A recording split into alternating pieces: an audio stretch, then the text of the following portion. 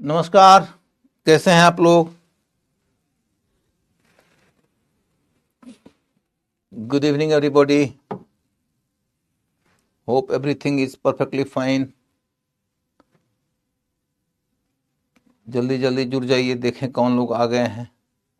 शालिनी, मानवी और राजन, सुप्रिया, सुजीत, आरती, अंजलि, पूजा, सपना, घनश्याम, आकाश, रिश्मा, प्रिया, रुद्रा, फातिमा, स्मृति, नैन्सी, ध्रुव, घनश्याम, आदर्श, राधा, प्रथम, शिवम, सुयस, सब लोगों का नाम आ रहा है। बहुत तेजी से पढ़ नहीं पा रहा हूँ। वैशाली, अमन, पूजा गुप्ता, विद्या जी, प्रिंस, आरती, प्रांसी, मनीष, सचिन,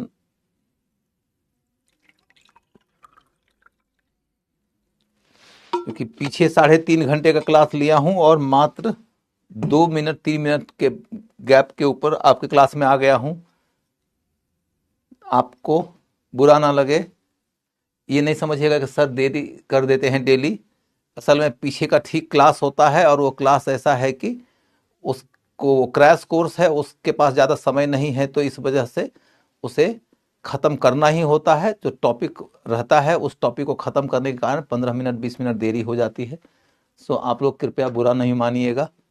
ये नहीं सोचिएगा कि सर तो बड़े लापरवाह हैं, कभी कभी आते हैं, अपने मन से आते हैं। अपने मन से नहीं आता हूँ बेटा। आपके क्लास में आने के 5 मिनट भी नहीं हुआ है, उसके पहले 3.5 घंटे क्लास लिया हूँ। ठीक है।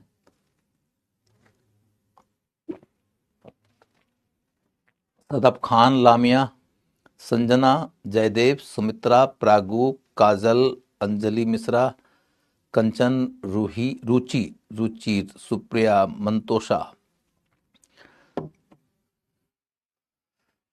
ठीक है।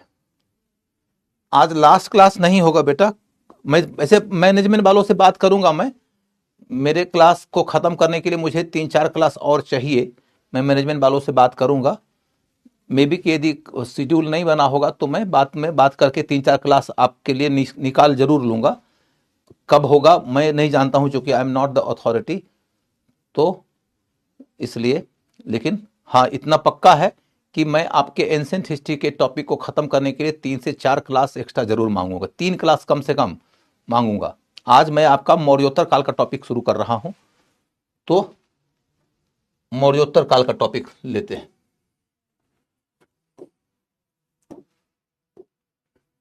अच्छा, मौर्य काल के बारे में कुछ बचा हुआ था लगता है।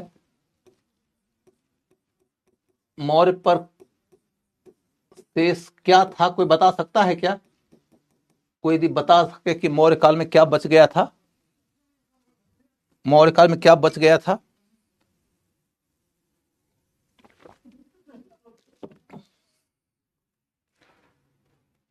या कि मौर्य काल खत्म हो गया था, मौर्योत्तर से शुरू करूं? जो यदि हेडिंग आप में से कोई बता देगा तो। मेंस का कौन पढ़ाएगा? मेंस का तो मैं ही पढ़ाऊंगा। अर्थव्यवस्था बचा हुआ था, ठीक है। अर्थव्यवस्था बचा हुआ था। उसके बाद और तो कुछ नहीं बचा था। अर्थव्यवस्था में तो कुछ खास है नहीं, क्योंकि ऑलरेडी हम लोग कर चुके हैं। आपने ऑलरेडी सुन रखा है कि मौर्य काल में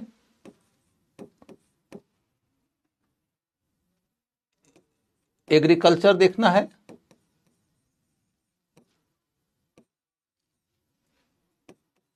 इंडस्ट्री, ट्रेड,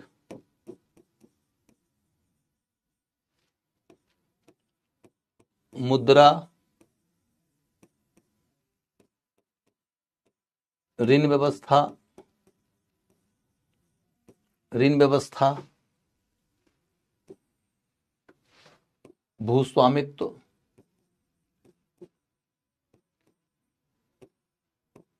कर प्रणाली,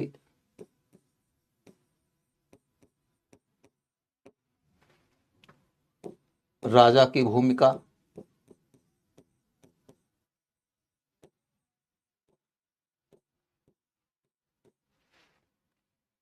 इन सब चीजों को देखकर हम लोग, अच्छा हो ममता राज जी, अच्छा हो बेटा, इन सबों को देख के हम ये कह सकते हैं कि नंबर एक तो आप समझो कि अर्थव्यवस्था में आर्थिक प्रगति दिखती है, आर्थिक प्रगति दिखती है। इसके बाद फिर क्या देखोगे आप कि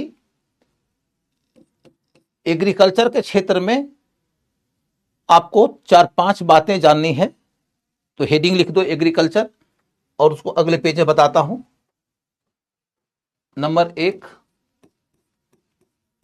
ग्रीक स्रोतों में कहा गया, ग्रीक स्रोतों में कहा गया कि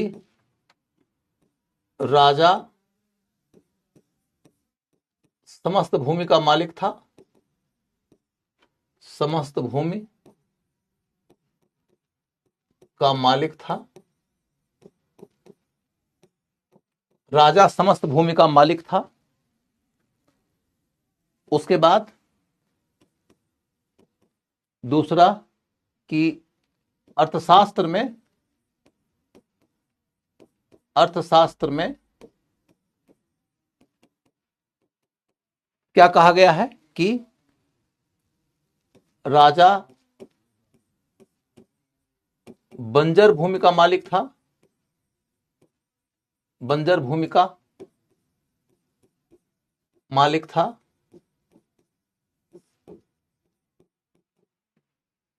जो सीताध्यक्ष के माध्यम से, सीताध्यक्ष के माध्यम से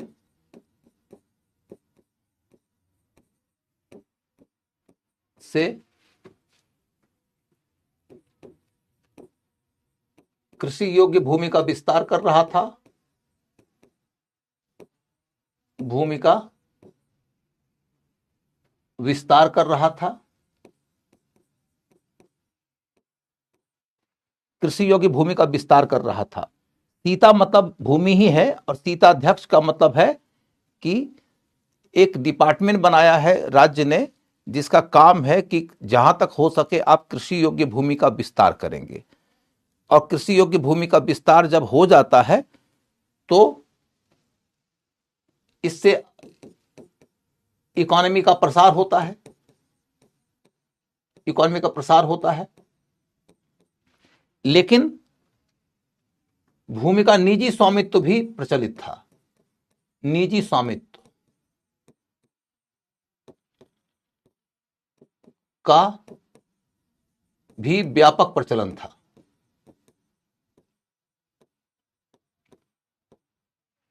और जो आदमी अपनी भूमि का स्वामी होता था उसको क्षेत्रक कहा जाता था, क्षेत्रक, क्षेत्रक, अपनी भूमि पर खेती करने वाला, अपनी भूमि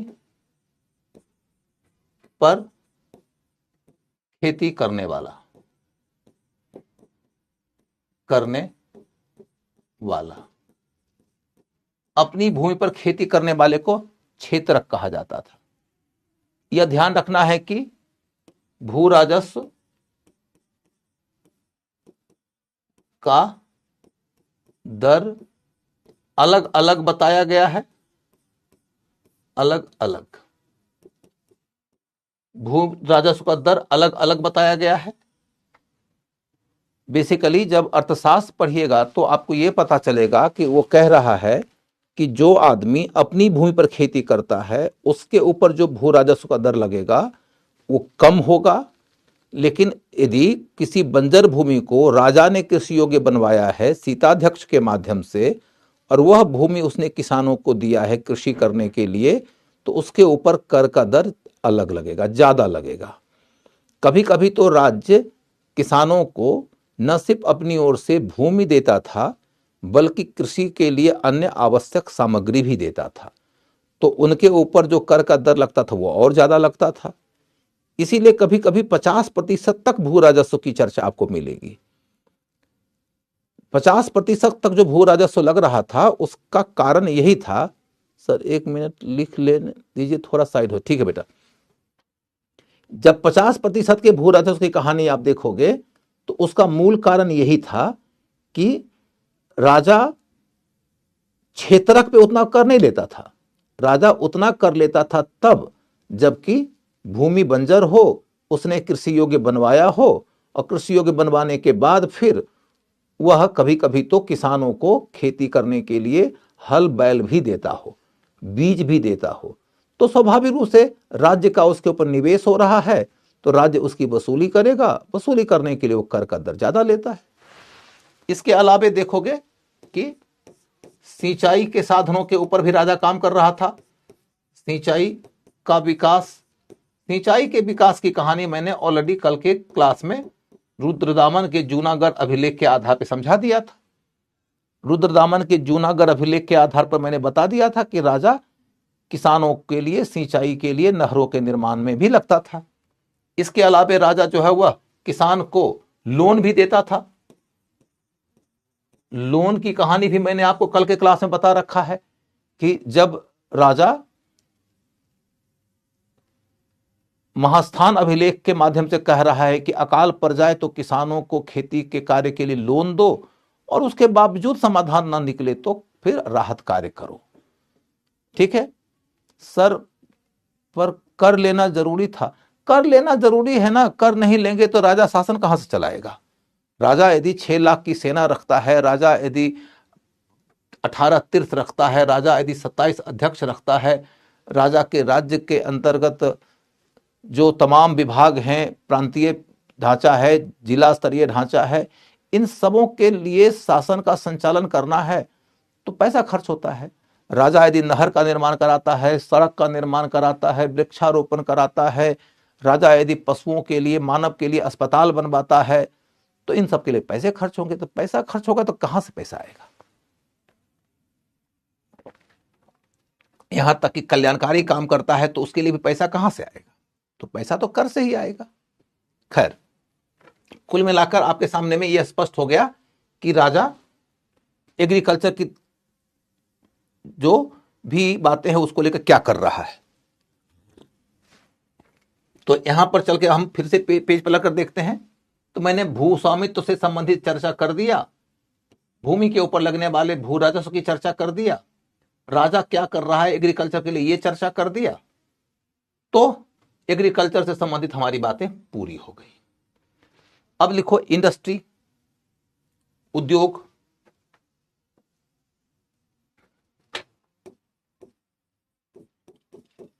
एवं व्यापार। तो निजी सेक्टर का उद्योग भी था। निजी सेक्टर का मतलब है कि व्यक्ति अपना कोई औद्योगिक प्रतिष्ठान खोले, और सार्वजनिक सेक्टर का उद्योग भी था कि राज्य का भी अपना कारखाना होता था, सार्वजनिक सेक्टर का भी उद्योग था। माने राज्य का भी अपना खजाना इंडस्ट्रियल प्रतिष्ठान होता था। बहुत सारी खनिज संसाधन की वस्तुएं होती थी जिसके ऊपर राज्य का नियंत्रण होता था, और उनका इस्तेमाल करके राज्य ही निर्माण कार्य करता था। तो निजी सेक्टर भी था उद्योग में और सार्वजनिक सेक्टर भी था उद्योग में। ये वेरी वेरी इंपॉर्टेंट मानकर चलिएगा। इसके बाद फिर आगे है कई खनिज संसाधनों पर, खनिज संसाधनों,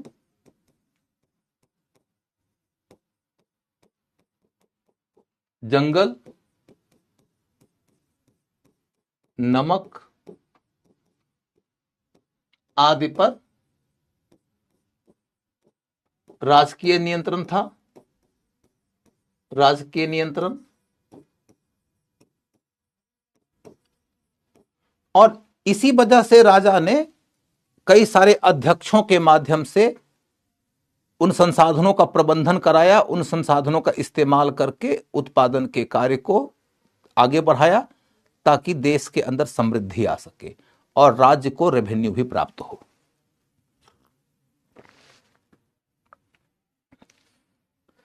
सिंचाई प्रणाली तो बताया तनु मैंने। सिंचाई प्रणाली के तहत मैंने नहर निर्माण की कहानी बता दिया इसके आगे सिंचाई के लिए तुम जो अर्घट वगैरह सोचते हो तो अर्घट वगैरह की कहानी आगे आती है, अभी अर्घट की कहानी नहीं।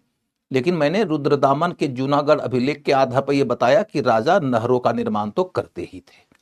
ठीक है, फिर आप देखोगे कि राजा ने सड़कों का निर्माण कराया, सड़कों का निर्माण कराया। इसमें सबसे ज्यादा उल्लेखनीय है अशोक के द्वारा ग्रैंड ट्रंक रोड का निर्माण। जो ग्रैंड ट्रंक रोड है, जो पेशावर से शुरू होता है और बनारस ये और वो बंगाल तक चला जाता है, यानी पेशावर से लेके बंगाल के बीच में एक सड़क का निर्माण कराया गया था अशोक के द्वारा। फिर उसको आगे चलकर मध्यकाल में मरम्मत के रास्ते ठीक कराया गया था शेरशाह के द्वारा। आज भी वो सड़क हमारे पास मौजूद है, उसको बाद में फिर सुधारा गया है।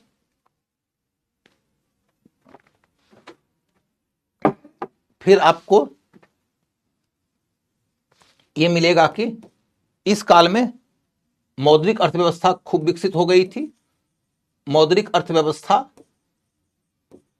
के तहत देखोगे कि इस काल में हमें चांदी का सिक्का मिलता है और तांबे का सिक्का मिलता है। तांबे का सिक्का मिलता है। ध्यान रखना कि अभी नो गोल्ड कॉइन्स, मौर्य काल में अभी सोने के सिक्के की शुरुआत नहीं हुई थी। आपको यहां पर एक अधिकारी मिलेगा लक्षणाध्यक्ष नाम से, लक्षणाध्यक्ष, लक्षणाध्यक्ष और रूप दर्शक, रूप दर्शक, ये दोनों सिक्का ढलवाने से संबंधित विभाग के अधिकारी थे। लक्षणाध्यक्ष और रूपदर्शक सिक्का ढलवाने से संबंधित विभाग के अधिकारी थे। ठीक है, इसके बाद फिर आप ये देखोगे कि यहां लिखो ब्याज दर। ब्याज दर अर्थशास्त्र में 12% ब्याज दर की बात कही गई है। ब्याज दर अर्थशास्त्र में कहा गया है कि ब्याज दर 12% होना चाहिए। 12% ही मैक्सिमम ब्याज दर होना चाहिए। फिर यह कहा गया है किंतु समुद्री व्यापार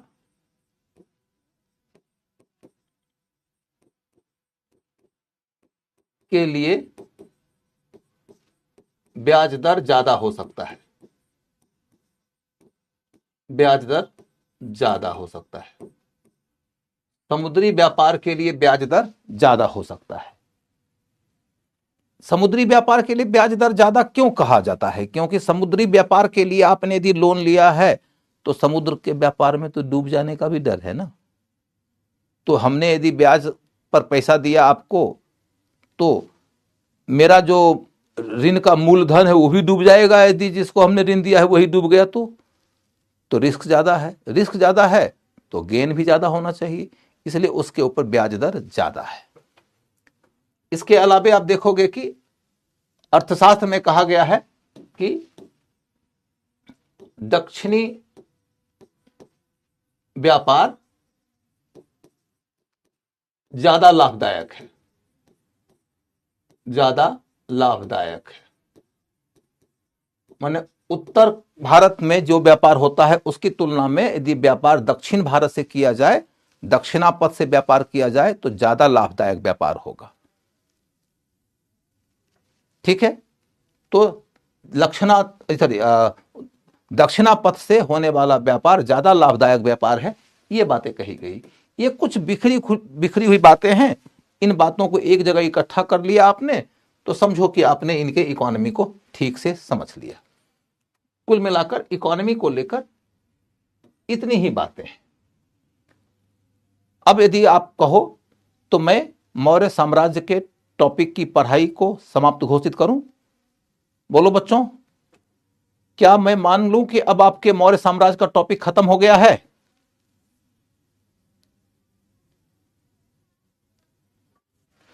जल्दी बोलो, मौर्य साम्राज्य के टॉपिक की समाप्ति की यदि सहमति दे दो तो मैं आप लोगों के टॉपिक को चेंज करूं और मैं अगले टॉपिक में आपको ले चलूं। यदि कोई, अच्छा पतन के बारे में तो बेटा कुछ नहीं है इसमें, मैंने आपको बस बताया था ना कि मौर्य साम्राज्य का पतन कैसे हुआ है, उसको लेकर तो हिस्टोरिकल डिबेट है, उस डिबेट में नहीं जाना है। सिर्फ एक लाइन में मैंने बताया था कि मौर्य राजा अंतिम राजा बृहद्रथ था जिसको मार दिया था पुष्यमित्र शुंग ने। इसकी जानकारी हमको मिलती है हर्षचरित से। पतन के बारे में मैंने इतनी ही बात बताया है और इससे ज्यादा बताने में कोई इंटरेस्ट भी नहीं है।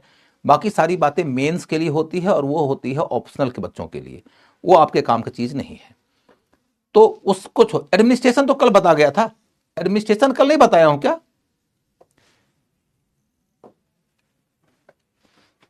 ये बताओ, क्या मैंने कल के क्लास में एडमिनिस्ट्रेशन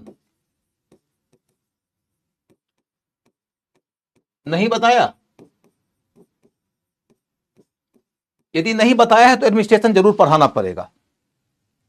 अशोक के धम्म को अशोक का धम्म तो बता चुका हूं, अशोक के अभिलेखों के माध्यम से तो उसका धम्म बता रहा था। अच्छा ठीक है ठीक है ठीक है ठीक है, मैं मौर्य काल के एडमिनिस्ट्रेशन को अभी पढ़ा देता हूं। धम्म की कहानी तो मैंने कल के क्लास में पूरा समझा दिया था, इसलिए धम्म के ऊपर अब मत जाओ, सिर्फ और सिर्फ एडमिनिस्ट्रेशन रह गया। ठीक है बेटा, एडमिनिस्ट्रेशन बता देता हूं। You are right, absolutely right, administration बता देता हूं। तो एडमिनिस्ट्रेशन लिखो, लिखो सबसे पहला पॉइंट, राजा का दायित्व। राजा का दायित्व लिखो। एडमिनिस्ट्रेशन में क्या क्या पढ़ना है पहले मैं वो स्ट्रक्चर बनाऊंगा और फिर मैं एक एक करके बताऊंगा। ठीक है, मेरे साथ में तुम स्ट्रक्चर लिखते रहना। ठीक है, एडमिनिस्ट्रेशन का स्ट्रक्चर लिखो, राजा का दायित्व और अधिकार, अधिकार और दिनचर्या, दिनचर्या। इसके बाद राजतंत्र का दैवीय सिद्धांत। इसके बाद मंत्रिमंडल, मंत्रिमंडल, फिर 18 तीर्थ, 18 तीर्थ, 27 अध्यक्ष, 27 अध्यक्ष। उसके बाद 6 लाख की सेना, 6 लाख की चतुरंगिनी सेना, चतुरंगिनी सेना, 6 लाख की चतुरंगिनी सेना। अगला पॉइंट, न्याय व्यवस्था,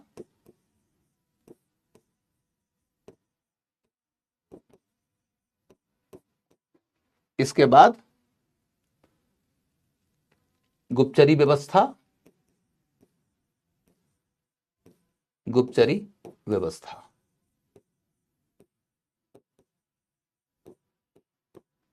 इतनी बातों की पढ़ाई जब हम लोग करेंगे तो हम समझेंगे कि हमारे मौर्यकालीन प्रशासनिक ढांचा का केंद्रीय शासन संबंधी अध्ययन पूरा हो गया। जब भी कभी तुम किसी भी राजवंश के शासन की प्रणाली को पढ़ते हो तो हमेशा ध्यान रखना कि पहले आप पढ़ोगे राजा का दायित्व, अधिकार आदि, फिर पढ़ोगे राजा के शासन का सिद्धांत, फिर पढ़ोगे केंद्रीय प्रशासन, केंद्रीय प्रशासन, फिर साम्राज्य को बांटा जाता है प्रांतों में तो प्रांतीय प्रशासन, उसके बाद जिला प्रशासन, इसके बाद फिर ग्राम और नगर का प्रशासन। प्रशासन के पढ़ने का ढांचा ही यही होता है, और इस ढांचा को समझ के पढ़ोगे। मैं बता दूंगा बेटा, अभी रुक जाओ, अभी तो मैंने सिर्फ लिखवाया है, मैं एक एक करके बताऊंगा। जब मैं ये बोल रहा हूं कि प्रशासन को पढ़ो तो उसका ढांचा यही रखो। एक बार तुम्हारे दिमाग में प्रशासन का ढांचा स्पष्ट हो जाएगा तो तुम समझ जाओगे कि क्वेश्चन तो इसी के दायरे से ही आएगा। दीक्षा मेहरा, क्वेश्चन पूछो बेटा, क्वेश्चन पूछो। तो मैंने आपको अभी तक में यह बताया कि प्रशासन का ढांचा यही रहेगा। तो अब देखो राजा का दायित्व तो क्या है, साथ में नोट करते जाना। इस समय ज्यादा विस्तार में नहीं जाना होता है, बेसिक जानकारी चाहिए सिर्फ। प्रशासन में राजा का क्या दायित्व है, तो ठीक है, सामाजिक व्यवस्था बता दूंगा, चिंता क्यों करती हो, बता दूंगा। राजा का दायित्व युद्ध में नेतृत्व, युद्ध में नेतृत्व, सुरक्षा,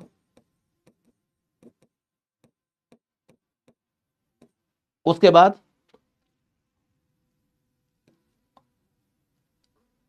न्याय,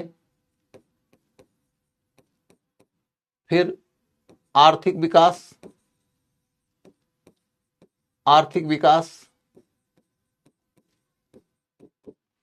फिर कल्याणकारी कार्य, कार्य, और फिर सांस्कृतिक कार्य, सांस्कृतिक कार्य।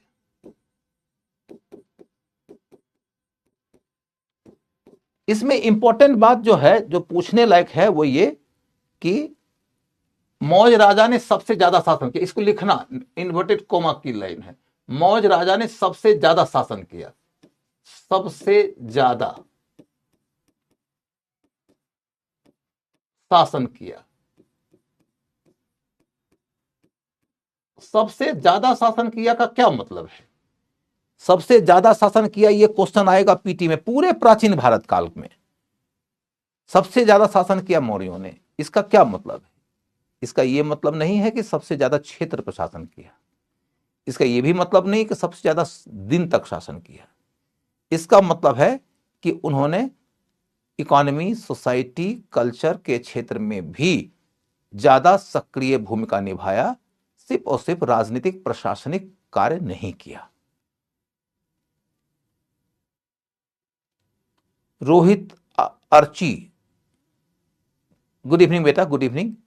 तो मैंने कहा कि मौर्यों ने सबसे ज्यादा शासन किया, मतलब उन्होंने राजनीतिक प्रशासनिक के मामले में तो काम किया ही, आर्थिक क्षेत्र में भी खूब काम किया। देखो, सड़कों का निर्माण कर रहे हैं, नहरों का निर्माण कर रहे हैं, कृषि योग्य भूमि का विस्तार कर रहे हैं, ऋण व्यवस्था चला रहे हैं, मुद्रा व्यवस्था चला रहे हैं, राहत कार्य कर रहे हैं।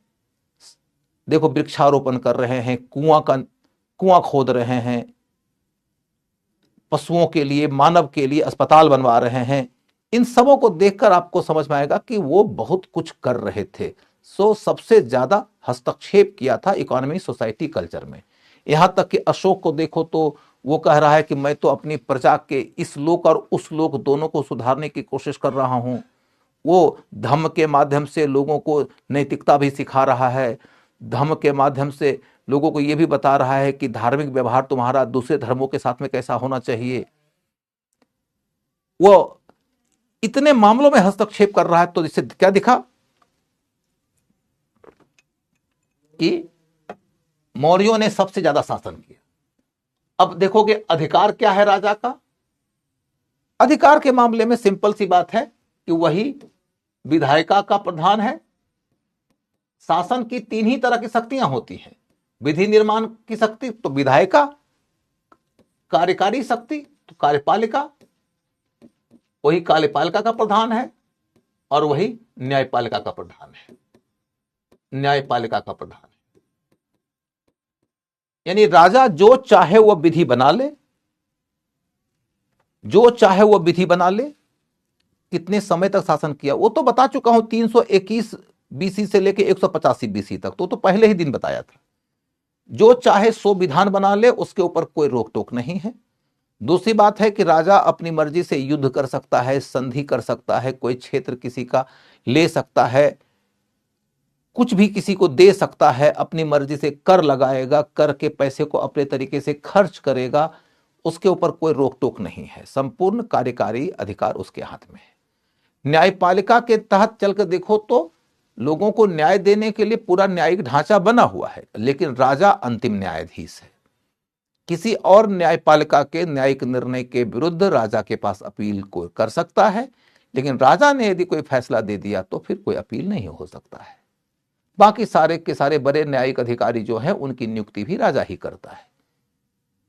तो कुल मिलाकर देखो तो वह विधायिका का, कार्यपालिका का, न्यायपालिका का, तीनों का प्रधान है, तो उसका अधिकार हो गया। दिनचर्या के बारे में यह नहीं पूछा जाएगा कि दिनचर्या थी क्या। आपको यह मालूम हो कि उस अर्थशास्त्र में राजा की दिनचर्या बताया गया है, बस इतना ही आपको जानना होगा कि अर्थशास्त्र में राजा की दिनचर्या बताया गया है।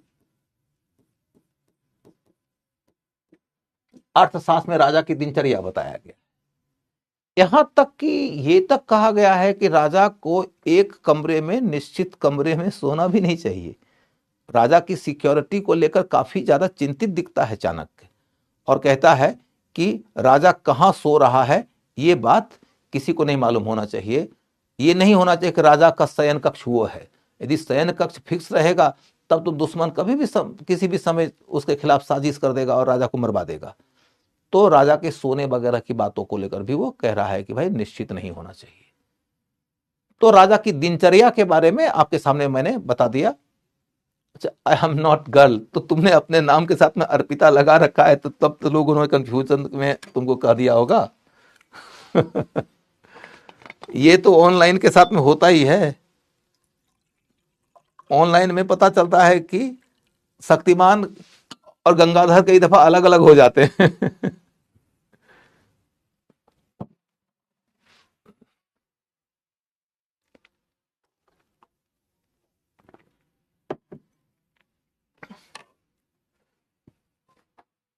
चलो आगे बढ़ो। अब देखो बच्चों, यहां पर राजा का, राजतंत्र का दैवीय सिद्धांत था। आपने देखा है कि अशोक और दशरथ,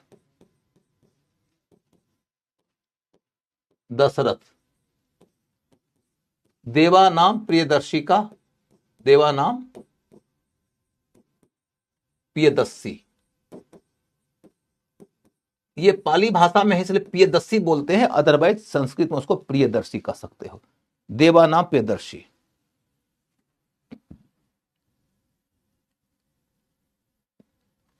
ठीक है,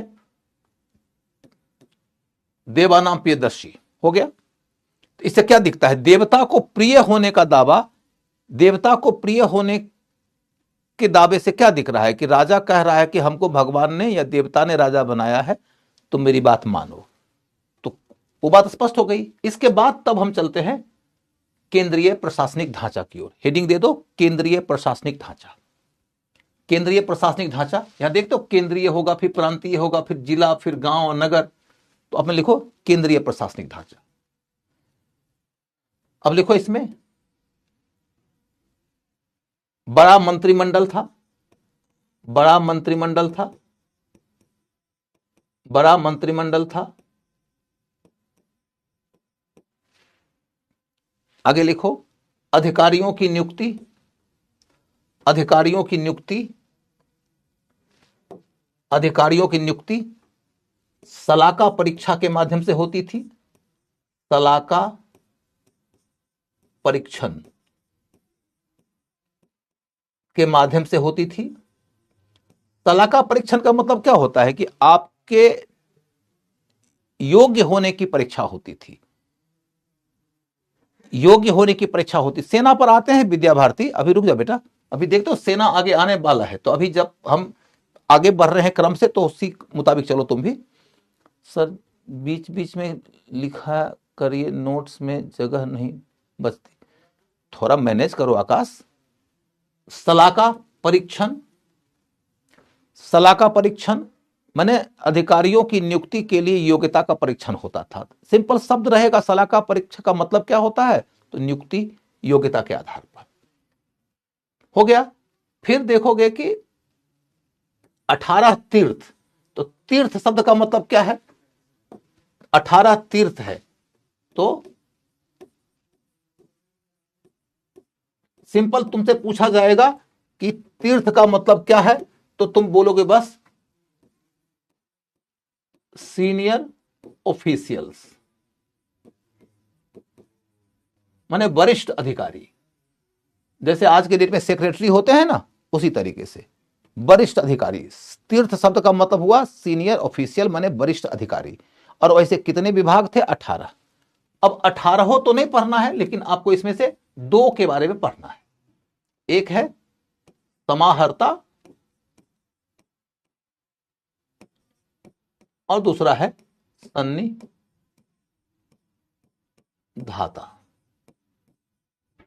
समाहर्ता और सन्निधाता। समाहर्ता के बारे में लिखो, ये वित्त मंत्रालय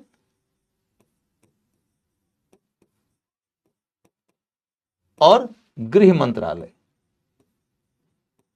दोनों की भूमिका निभाते थे। वित्त मंत्रालय और गृह मंत्रालय दोनों की भूमिका निभाते थे। समाहर्ता सबसे उल्लेखनीय अधिकारी था, तो समाहर्ता पे क्वेश्चन पूछने की खूब संभावना रहती है। समाहर्ता का काम क्या है, इसको लेकर हमने देखा कि डीएन झा, झा एंड श्रीमाली एक किताब है, किताब के लेखक अनेक हैं, लेकिन झा एंड श्रीमाली उसके संपादक हैं। तो उसमें लिखा गया है कि समाहर्ता के काम को यदि ठीक से एनालाइज किया जाए तो लगता है कि आज के गृह मंत्री और वित्त मंत्री दोनों की शक्तियां उस समय एक व्यक्ति में निहित थी, और उस व्यक्ति का नाम था, क्या नाम था, तो उस व्यक्ति का नाम था समाहर्ता। अब वही कर का निर्धारण करता था, उसकी वसूली कराता था, वही उसका व्यय भी सुनिश्चित करेगा। कर का निर्धारण, कर की वसूली, पैसे के खर्चे, इन सबों का कार्य किसके हाथ में है, तो जैसे आज हमारी निर्मला ताई हैं, उसी तरीके से ये समाहर्ता जी थे। समझ गए।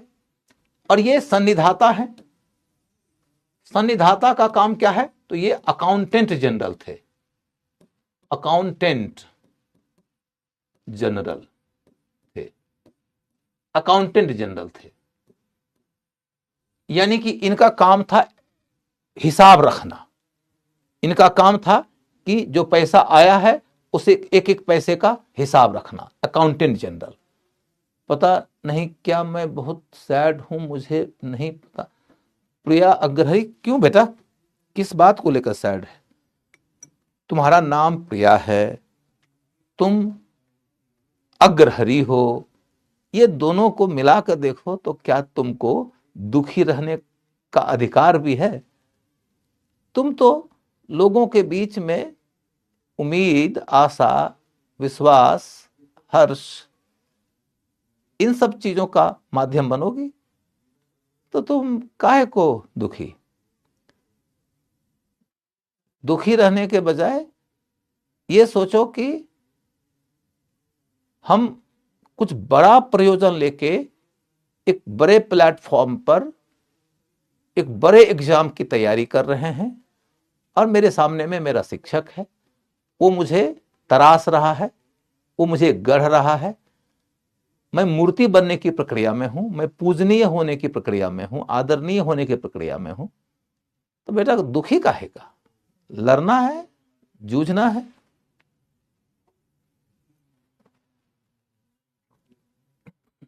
समझ गए।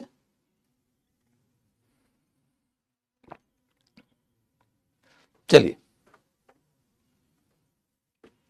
तो अब देखो, आप मेरा रिप्लाई नहीं करते क्यों बेटा? विनय नाग, क्यों रिप्लाई नहीं करेंगे? तुम ऐसा थोड़े ना है कि तुमसे कोई निजी हमारी दुश्मनी रहेगी। बच्चे हो, प्रिय हो, बिल्कुल बोलो, क्या सवाल है तुम्हारा, जरूर जवाब दे देंगे। धन्यवाद राहुल शर्मा जी, धन्यवाद बेटा। मोह ही दुख का कारण है। अरे तुम इतना फिलोसॉफिकल मत हो जाओ। पता नहीं कहाँ, क्यों सर, पर नहीं बेटा, बस एक बार मेरे कहने पर अपने ही मन से मुस्कुरा दो, और मुस्कुरा दोगी, देखोगी अचानक ही एंटीडोट का काम करने लगेगा। जो स्माइल होता है ना, वो दुख का एंटीडोट होता है। कुछ ना मिले तो मुस्कुरा दो, मुस्कुरा दो, और उसके बाद फिर जब लगे मन करे तो खिलखिला के हंस दो। हंसी, दुख के ऊपर हंस दो, दुख के ऊपर हंस दो, तो पता चलता है कि हंसी बिखर जाएगी। और हंसी एक ऐसी चीज है, उसके बिखरने से ऊर्जा नहीं बिखरती है, उसके बिखरने से ऊर्जा एक जगह संघनित हो जाती है, कॉन्सेंट्रेटेड हो जाती है। इसलिए हंस डालो। धन्यवाद कशिश, धन्यवाद बेटा। चलिए देखो, अब हंस दी ना, अब देख लेना, कुछ देर के ही अंदर तुम्हारे अंदर एक अच्छी वाली ऊर्जा आ जाएगी, और अच्छी वाली ऊर्जा आएगी, और उसके बाद देखना कि हो सकता है कि अचानक तुम्हारे एग्जाम में, जब तुम यूपीएससी का रियल एग्जाम दे रही होगी, तो पता चला कि अरे समाहर्ता पे क्वेश्चन आ गया, और उसके बाद तुम्हारे अंदर से जो हंसी वाली गुदगुदाहट उपजेगी कि अरे उस दिन मैं दुखी थी, और उसी दिन मैंने वो काम कर दिया कि समाहर्ता वाला क्वेश्चन बन गया, और पीटी पास कर गया, फिर मेंस, और फिर सिलेक्शन, उसके बाद चले मसूरी। ठीक है, चलो बेटा। तो हमने बताया कि सीनियर ऑफिशियल्स होते थे। तो 18 तीर्थ की कहानी इतनी ही रहेगी। इसके बाद फिर देखोगे अध्यक्ष, अध्यक्ष मंडल, अध्यक्ष मंडल, अध्यक्ष मंडल। इसमें लिख लो एक लाइन, एक लाइन लिख लो। मौर्य राजा ने अध्यक्ष मंडल के माध्यम से, मौर्य राजा ने अध्यक्ष मंडल के माध्यम से आर्थिक क्षेत्र में निर्णायक हस्तक्षेप किया।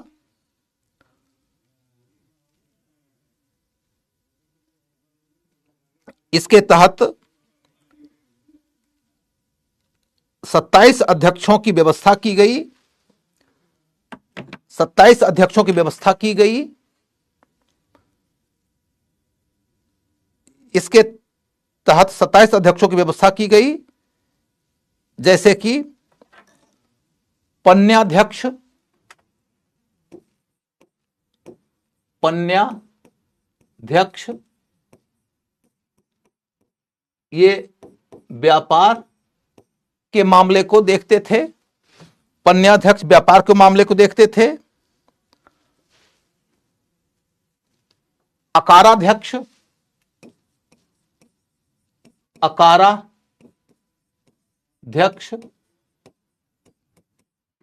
कारखाना को देखते थे, कारखाना को देखते थे।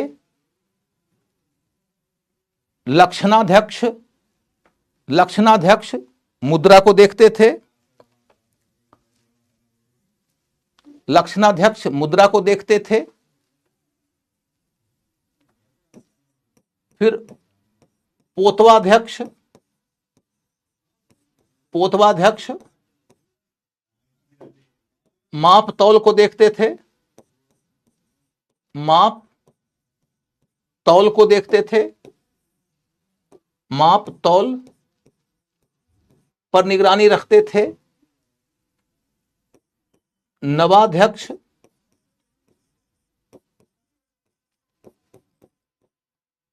जहाज यानी नौका निर्माण पर निगरानी रखते थे।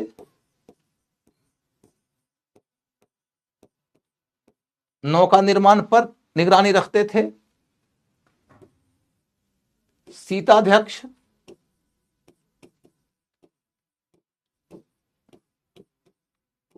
कृषि विभाग पर निगरानी रखते थे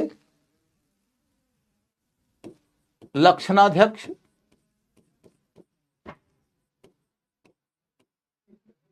मुद्रा पर विविताध्यक्ष,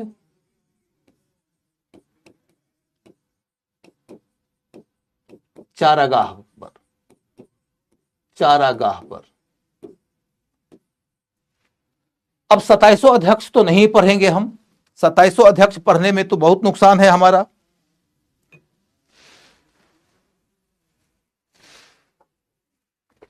बाकी देखोगे अश्वाध्यक्ष, हस्त्याध्यक्ष तो आराम से समझ जाओगे। अश्वाध्यक्ष है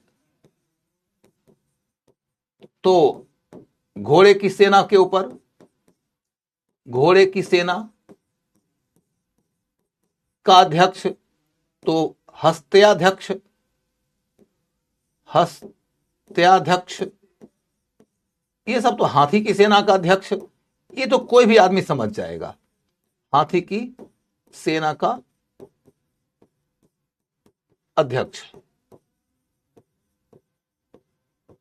अच्छा, गणिकाध्यक्ष एक जरूर लिख लेना, गणिकाध्यक्ष मैंने कल भी क्लास में बताया था आप लोग को। गणिकाध्यक्ष, गणिकाध्यक्ष जो थी वो गणिकाओं माने नाचने वाली गाने वाली महिलाओं का भी एक पूरा का पूरा ग्रुप था। उनको प्रशिक्षण दिया जाता था, प्रशिक्षण के बाद उनसे काम लिया जाता था। कभी कभी तो गणिकाओं का इस्तेमाल गुप्तचर के रूप में भी होता था। ठीक है बेटा, कर दूंगा, पहले पूरी कहानी कर देता हूं। कभी कभी गणिकाओं का इस्तेमाल गुप्तचर के रूप में भी होता था। गणिका गुप्तचर के रूप में भी काम आती थी। उनको विश्वकन्या के रूप में भी यूज किया जाता था, विश्वकन्या के रूप में भी यूज किया जाता था। और यदि कोई स्त्री गणिका का काम छोड़ना चाहे तो राज्य ने उसके ट्रेनिंग पे जो पैसा खर्च किया है उसके मद्देनजर उसे हर्जाना देना पड़ता था। और इनके पूरे के पूरे मामले पर निगरानी रखने के लिए एक डिपार्टमेंट था, गणिकाध्यक्ष। तो मैं दोबारा बोल देता हूं, सबसे पहले मैं तुमको इस पेज से फ्री करता हूं तब तुम समझोगे। सबसे पहले मैंने क्या बताया आप लोगों को कि सबसे पहले मैंने बताया कि मौर्य काल में राजा आर्थिक मामले में, सामाजिक मामले में बहुत हस्तक्षेपकारी भूमिका निभाता है, सक्रिय रोल प्ले करता है। और सक्रिय रोल प्ले करने के लिए उन्होंने क्या किया है, तो उन्होंने अलग अलग मामलों पर निगरानी रखने के लिए डिपार्टमेंट बना दिया और उन डिपार्टमेंटों के ऊपर एक सुपरिटेंडेंट बिठा दिया। उसी सुपरिटेंडेंट को हम अध्यक्ष बोलते हैं। उसी सुपरिटेंडेंट को हम क्या बोलते हैं, अध्यक्ष बोलते हैं। जैसे तुम यदि पुलिस सुपरिटेंडेंट आज बनोगे तो उसको क्या बोलते हो, पुलिस अधीक्षक। उसी तरीके से उस काल में अध्यक्ष हैं अलग अलग विभागों के। अब ऐसे 27 हैं, हम 7-8 कर लें तो हमारा काम चल जाएगा। उसी में मैंने आपको बताया कि जो सबसे ज्यादा इंपॉर्टेंट है, जिसके ऊपर यूपीएससी वाले क्वेश्चन पूछ सकते हैं, वह है सीताध्यक्ष। सीताध्यक्ष जो एग्रीकल्चर के मामलों का सुपरिटेंडेंट था। उसके बाद दूसरा जो सबसे ज्यादा महत्वपूर्ण है वह है लक्षणाध्यक्ष, जो मुद्रा के मामलों का सुपरिटेंडेंट था। उसके बाद है विविताध्यक्ष, जो चारागाह के मामलों का अध्यक्ष था। नवाध्यक्ष, नाव बनाने वाले डिपार्टमेंट का अध्यक्ष था। पोतवाध्यक्ष, जो माप तौल वगैरह को देखने का डिपार्टमेंट था। अब देखो तुम,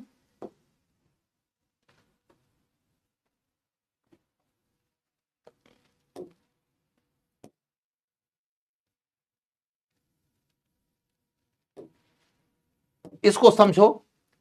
पन्य, पन्य का मतलब क्या होता है, खरीद बिक्री। पन्य का मतलब ही होता है खरीद बिक्री। तो जैसे ही तुम देखोगे पन्य अध्यक्ष तो अपने आप समझ में आ जाओगा, अच्छा ये व्यापार से संबंधित होगा। पन्य का मतलब है खरीद बिक्री का काम, तो पन्याध्यक्ष तो व्यापार से संबंधित।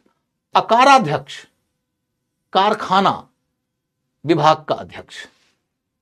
और पोतवाध्यक्ष, मापतौल से संबंधित विभाग।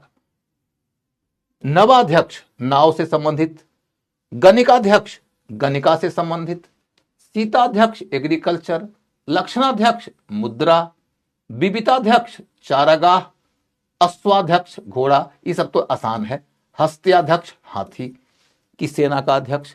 अब मैं समझता हूं कि आप लोगों को अध्यक्ष व्यवस्था तो समझ में आ गई होगी। यदि अध्यक्ष व्यवस्था आपको समझ में आ गई है तो मैं आपको आगे की ओर ले चल सकता हूं। तो अब देखो बच्चों, प्रशासन के मामले में आपने अध्यक्ष पढ़ लिया।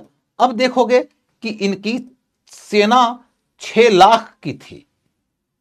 6 लाख की सेना, माने संपूर्ण प्राचीन भारतीय इतिहास में तुम जाओगे तो पन्ना पन्ना पलट लो, सारे सारे राजवंशों की यात्रा कर लो, ना तो मौर्यों के इतना बड़ा साम्राज्य किसी का, न तो मौर्यों के इतना बड़ा प्रशासनिक ढांचा किसी का, न मौर्यों की इतनी बड़ी सेना किसी की। तो इनकी सेना के बारे में तुम गौर करके देखोगे, सेना के अंतर्गत मैंने कहा 6 लाख की सेना है। इसी 6 लाख की सेना के अंतर्गत कहा जाता है चतुरंगिनी सेना है। चतुरंगिनी सेना का मतलब क्या है? इस सेना के 4 अंग हैं। 4 अंग माने पैदल, घोड़े की सेना,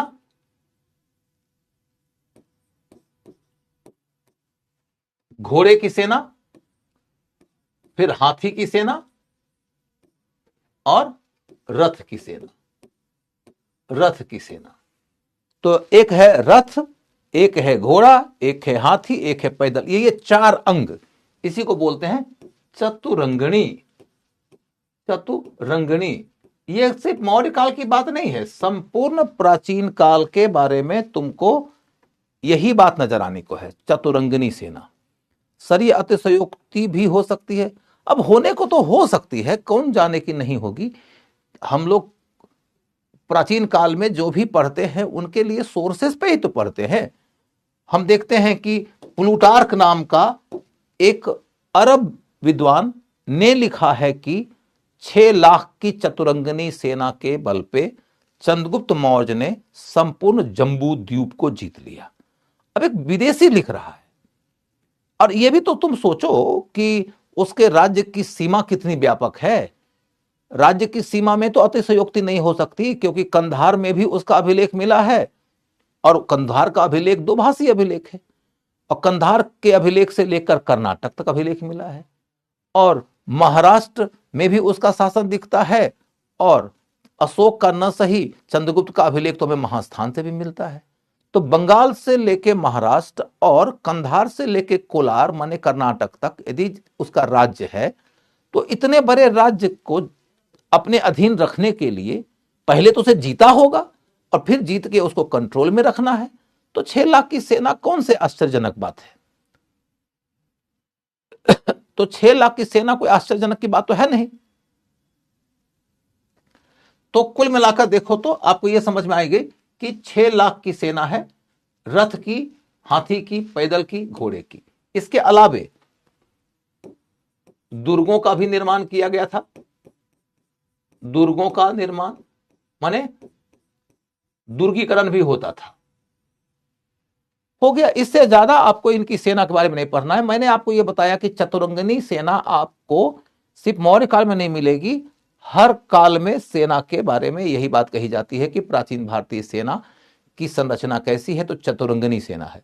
चतुरंगिनी सेना से यह मत समझना सेना बहुत बड़ी है, आकार बाद में देखा जाएगा कि 6 लाख है, पहले 4 अंग है। 4 अंग आपको गुप्त काल में भी मिलना है, हर्षवर्धन के काल में भी मिलना है, 4 अंग आपको राजपूत राजाओं के काल में भी मिलना है, 4 अंग आपको मौर्य काल में भी मिलना है। तो यही चतुरंगिनी सेना है। धन्यवाद रीतू बेटा, धन्यवाद। अच्छा, तो आप उनको मेरा नमस्ते बोलो और बोलो कि सर ने हेलो बोला है, ठीक है। तो सेना की बात जब हमने कर लिया, तो अब चल के देखते हैं बच्चों कि हमारे सामने में अगला मुद्दा आ रहा है मौर्य काल की न्याय व्यवस्था का। न्याय व्यवस्था पे ध्यान दो। न्याय व्यवस्था ये आपको हमेशा याद रखना है कि जो राजा था ना, किंग, वही सर्वोच्च न्यायाधीश था। सर्वोच्च न्यायाधीश था। राजा ही सर्वोच्च न्यायाधीश है। वो जो फैसला कर देगा उसके खिलाफ कहीं अपील नहीं किया जा सकता। लेकिन राजा के पास कहीं से भी न्याय के निर्णय के बाद अपील किया जा सकता है। दूसरा पॉइंट है कि न्याय विभाग को हम पहली बार दो भागों में बंटते हुए देखते हैं। एक है कंटकाशोधन, कंटकाशोधन, और एक है धर्मस्थीय, धर्मस्थीय। दुर्ग का मतलब फोर्ट, किला। कंटकाशोधन का मतलब क्या होता है? जिसको आज आप क्रिमिनल लॉ बोलते हैं। जब आप मध्यकाल में जाते हैं तो उसको फौजदारी का मुकदमा बोला जाता था। प्राचीन काल में उसी को कंटकाशोधन बोलते हैं। यह मौर्य काल में भी है, गुप्त काल में भी है। मौर्य काल की विशेषता यह है कि पहली दफा शासक ने देखा कि बड़ा राज्य हो गया है, बड़े सारे मुकदमे आ गए हैं। इन सब को ध्यान में रखने के कारण मेरी बेटी भी देख रही है, चलो बहुत बढ़िया, उसको प्यार दीजिएगा। तो मैं ये बोल रहा हूं कि कंटकाशोधन और धर्मस्थीय में इसीलिए विभाजन किया गया क्योंकि जब ज्यादा मुकदमाबाजी होने लगता है तो स्पेशलाइजेशन की जरूरत होती है, और स्पेशलाइजेशन के लिए जरूरी है डिवीजन। डिवीजन करने का काम किया गया पहली बार मौर्य काल में, इसलिए यहां से पूछा जाएगा। तो कंटकाशोधन क्रिमिनल लॉ को देखता है और धर्मस्थीय किसको देखता है? सिविल लॉ को। सिविल लॉ, सिविल लॉ का मतलब जैसे विवाह का संबंध, जैसे उत्तराधिकार का मामला, जैसे व्यापार के लिए जो कॉन्ट्रैक्ट हुआ उस तरह का मामला। इस तरीके के मामलों को लेकर यदि कोई विवाद होगा तो इसके लिए आपको जाना पड़ेगा धर्मस्थीय के मामले में, जो धर्म के आधार पर चलता था। धर्म का मतलब यहां रिलीजन नहीं है। भारत में धर्म शब्द को अंग्रेजी के शब्द रिलीजन का पर्यायवाची नहीं माना जाता है। रिलीजन के अंतर्गत क्या होता है? एक भगवान होते हैं, भगवान की एक पुस्तक होती है, उन पुस्तकों के अंतर्गत पूजा की पद्धति बताई जाती है। कहा जाता है कि इस रास्ते पर चलोगे तो स्वर्ग मिलेगा, नहीं चलोगे तो नरक मिलेगा। भारत में धर्म उसको नहीं कहा गया है। भारत के इतिहास में धर्म शब्द का अर्थ है जो आपको यह बताता है कि क्या करना चाहिए और क्या नहीं करना चाहिए। क्या करना चाहिए कि शिक्षा देने वाले लोग जो हैं, और क्या नहीं करना चाहिए कि शिक्षा देने वाले जो लोग हैं, उनमें कुछ लोग ऐसे भी हैं जो कहते हैं कि मैंने जो रास्ता बताया है वो ईश्वर का बताया रास्ता है, वो वेद पर आधारित है। लेकिन कुछ ऐसे लोग भी हैं जो कहते हैं कि मैंने जो बताया है वो रास्ता अपनाने योग्य है और मैंने इस रास्ते का आविष्कार किया है अपनी बुद्धि लगा के, अपने तर्क के बल पर। जैसे कि नास्तिक लोग, यहां तक कि हमने चार्वाक के विचार को भी धर्म कहा है। लोकायत धर्म, बौद्ध धर्म, जैन धर्म, क्या ये सब लोग भगवान को मानते थे? तो नहीं मानते थे, लेकिन इनके विचार को धर्म कहा गया। तो धर्म का मतलब होता है धारयति इति धर्मः, जो धारण करने की शिक्षा दे वही धर्म है। क्या धारण करने की शिक्षा? सही गलत की समझ जो दे दे और बता दे कि बेटा किस रास्ते चलना है, किस रास्ते नहीं चलना है, किस रास्ते चलने से तुम्हारी भलाई होगी, कल्याण होगा, वही धर्म है। Even not taking the name of God. समझ गए? कुल मिलाकर यहां तक की बात हो गई कंटकाशोधन और धर्मस्थीय। अब आगे देखो, तुम्हारे सामने में आएगा गुप्तचरी सिस्टम, गुप्तचरी व्यवस्था। तो गुप्तचरी में लिखो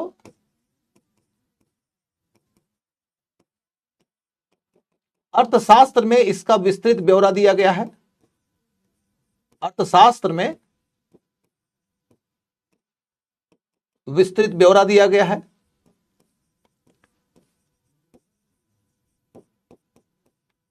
अर्थशास्त्र में विस्तृत ब्यौरा दिया गया है। एक गुप्तचर है संस्था, संस्था, एक है संचार,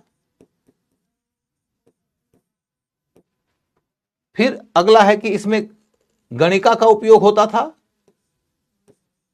गणिका का उपयोग होता था। और एक बात है कि गुप्तचर को सामान्यतः गूढ़ पुरुष कहा जाता था, गूढ़ पुरुष, गूढ़ पुरुष।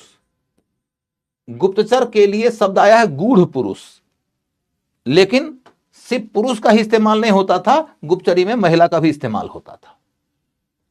दूसरी बात है कि कुछ गुप्तचर एक जगह टिक कर गुप्तचरी करते थे, उनको संस्था कहते थे। और कुछ गुप्तचर ऐसे भी होते थे जो घूम घूम कर अलग अलग क्षेत्रों से सूचना इकट्ठा करते थे, उनको संचार कहा जाता था। तो संस्था, संचार, गणिका का उपयोग, गूढ़ पुरुष, इतनी बातें समझ लिया आपने तो इसका मतलब हो गया कि आपका गुप्तचर वाला किस्सा खत्म हो गया। कोई बात नहीं, आलोक जब जागे तभी सवेरा आ तो गए। आमिर खान तुम दे चुके हो पहले पेपर, ओके। चलिए, आमिर खान भी हमारे क्लास में है तो फिर तारे जमीन पर आ गए हैं सारे। चलिए चलिए,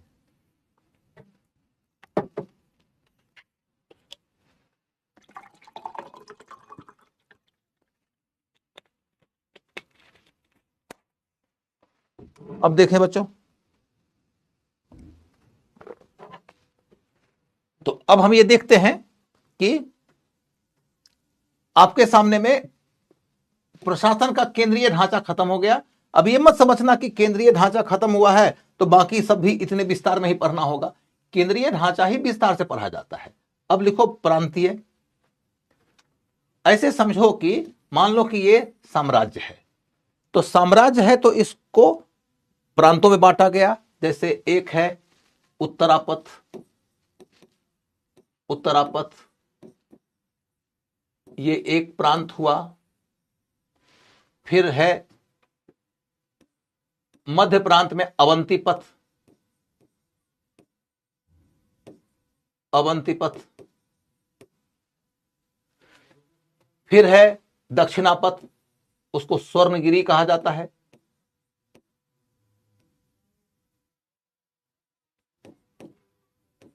या दक्षिणापथ, दक्षिणापथ नाम ज्यादा मिलेगा आपको, दक्षिणापथ। फिर एक मिलेगा आपको प्राच्य क्षेत्र, प्राच्य माने पूरब, प्राच्य का क्षेत्र।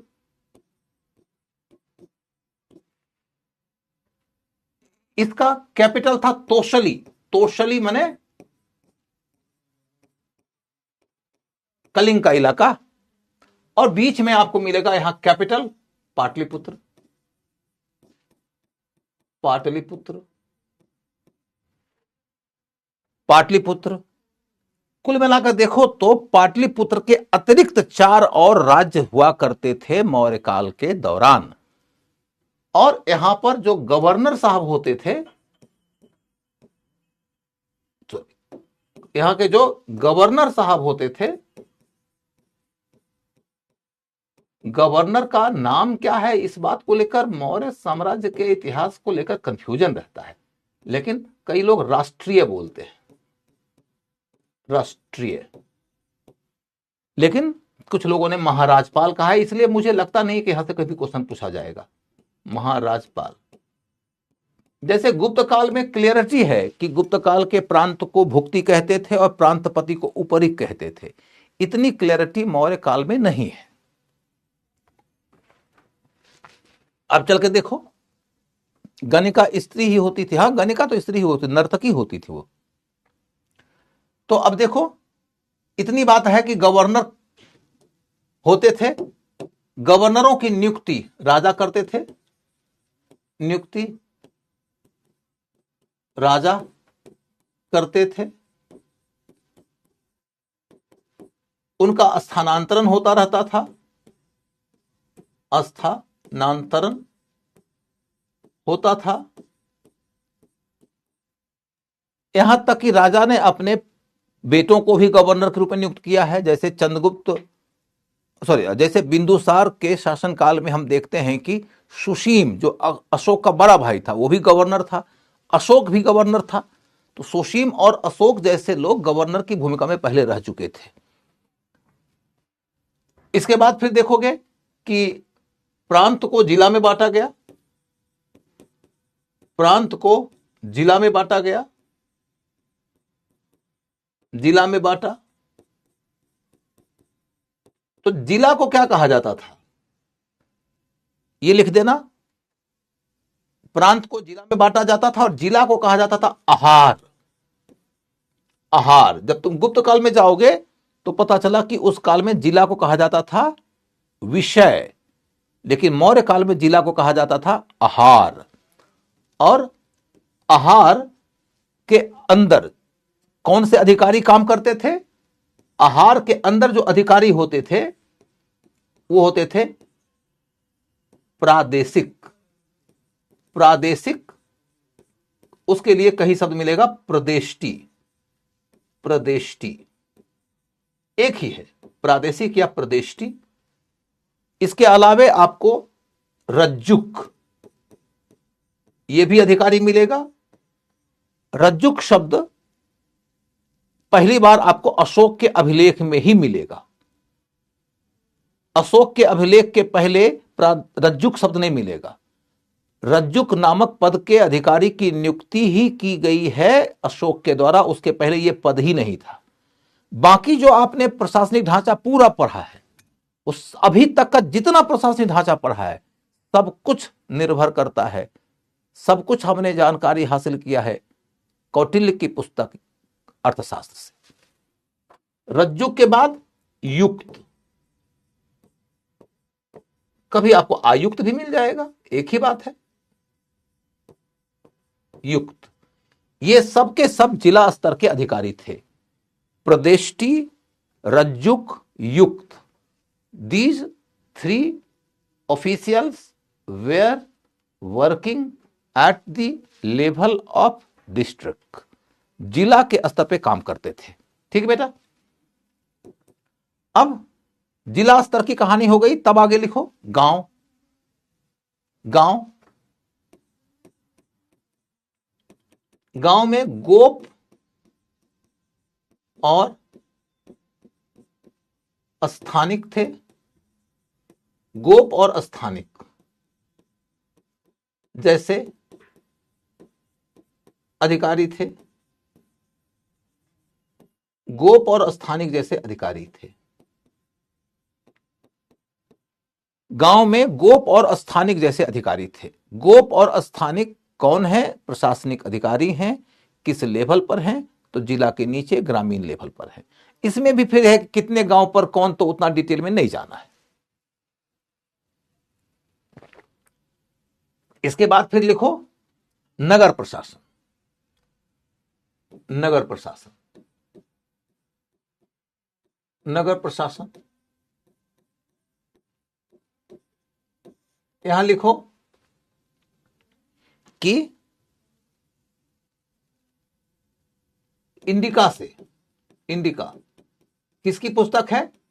इंडिका से नगर प्रशासन की सबसे विस्तृत जानकारी मिलती है। इंडिका से माने मेगास्थनीज की पुस्तक इंडिका से नगर प्रशासन की सबसे विस्तृत जानकारी मिलती है। और वो क्या कह रहा है नगर प्रशासन के बारे में? बोलता है कि 5 गुना 6 माने 5-5 सदस्यों वाली 6 समितियां, 5-5 सदस्यों वाली 6 समितियां नगर प्रशासन को संभालती है। 5-5 सदस्यों वाली 6 समितियां हैं जो नगर प्रशासन को संभालती हैं। अब उनका क्या क्या काम है? तो देखो, एक है व्यापार पर निगरानी रखना, जनसंख्या पर निगरानी रखना, माने मृत्यु, जन्म, किसी के यदि है तो कुछ भी जानकारी लेना, जन्म, मृत्यु आदि का आंकड़ा रखना, कोई विदेशी वगैरह आ गया है तो उसका आंकड़ा रखना, माप तौल वगैरह पर ध्यान रखना, माप तौल आदि पर ध्यान रखना। अब इतना 6 के 6 पढ़ना जरूरी नहीं है। कुल मिलाकर देखो तो यह पता चलता है कि नगर के प्रशासन को संचालित करने के लिए भी एक विस्तृत व्यवस्था की गई थी, और इस विस्तृत व्यवस्था के बारे में जो डिटेल जानकारी अपने को मिलती है वो जानकारी मिल रही है मेगास्थनीज के माध्यम से। फिर आपको 2 एडिशनल ऑफिसर का नाम बताता हूं, लिखना। मेगास्थनीज ने एग्रोनोमोई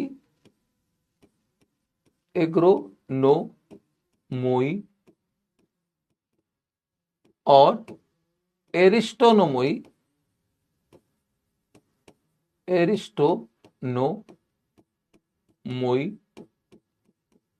जैसे अधिकारियों का नाम बताया है। एग्रोनोमोई और एरिस्टोनोमोई जैसे अधिकारियों का नाम बताया है जो सड़क निर्माण विभाग से जुड़े हुए थे। सड़क निर्माण विभाग से जुड़े थे, जो सड़क निर्माण विभाग से जुड़े हुए थे।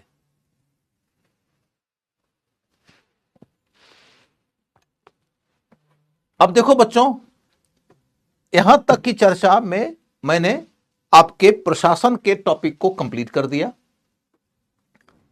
प्रशासन के टॉपिक को कंप्लीट कर देने के बाद मैं थोड़ा से मैं आपके सामने समाज रख देता हूं, क्योंकि मुझे लगता है समाज मैंने ऑलरेडी बता रखा है, लेकिन फिर भी मैं समाज के बारे में कुछ बुनियादी बातें रख देता हूं। एक है वर्ण व्यवस्था,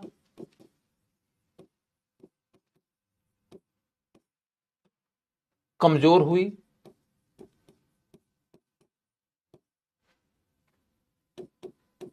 जाति व्यवस्था चल रही थी, जाति का विस्तार हो रहा था, जाति का विस्तार हो रहा था।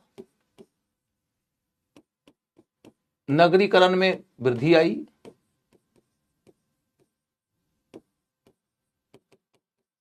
नगरीकरण में वृद्धि आई। महिला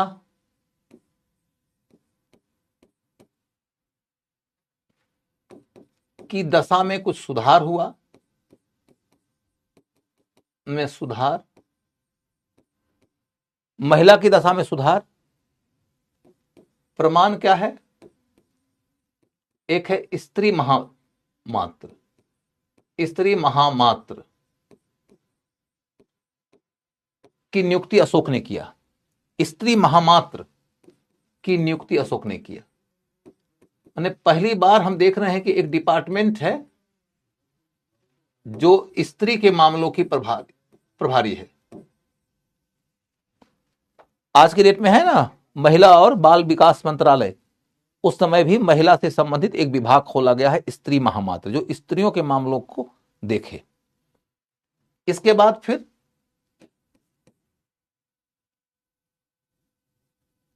दास प्रथा। दास को लेकर मैंने बताया था ग्रीक सोर्स में कुछ कहा गया है। ग्रीक क्या कहते हैं? दास्तान नहीं है, दास्तान नहीं है। पर अर्थशास्त्र में क्या कहा गया है? अर्थशास्त्र में क्या कहा गया है? में 8 प्रकार के दास की चर्चा की गई है। 8 प्रकार के दास।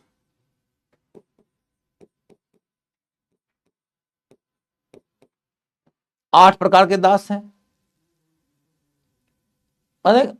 यदि कोई आदमी युद्ध में अभियान करने गया है, जीत गया है, तो वहां के लोगों को बंदी बना के ले आता था, तो उसको ध्वजा हृत दास कहते थे। ध्वजा के द्वारा हर लिया गया दास।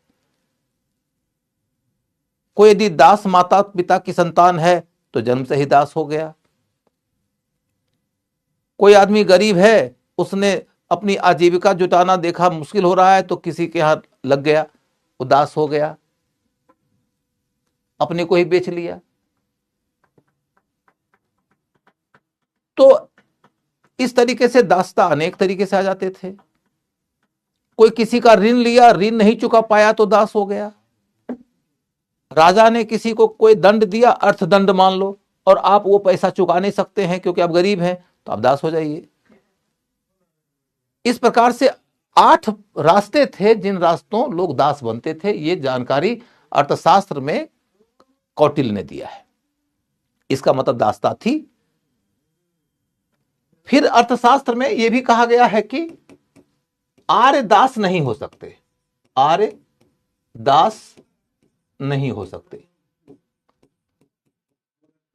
हो सकते।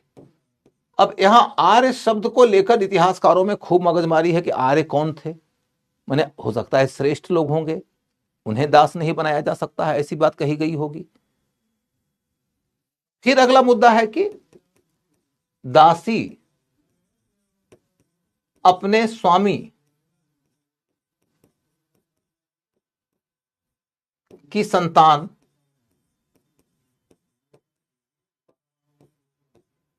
को जन्म दे तो दासता से मुक्ति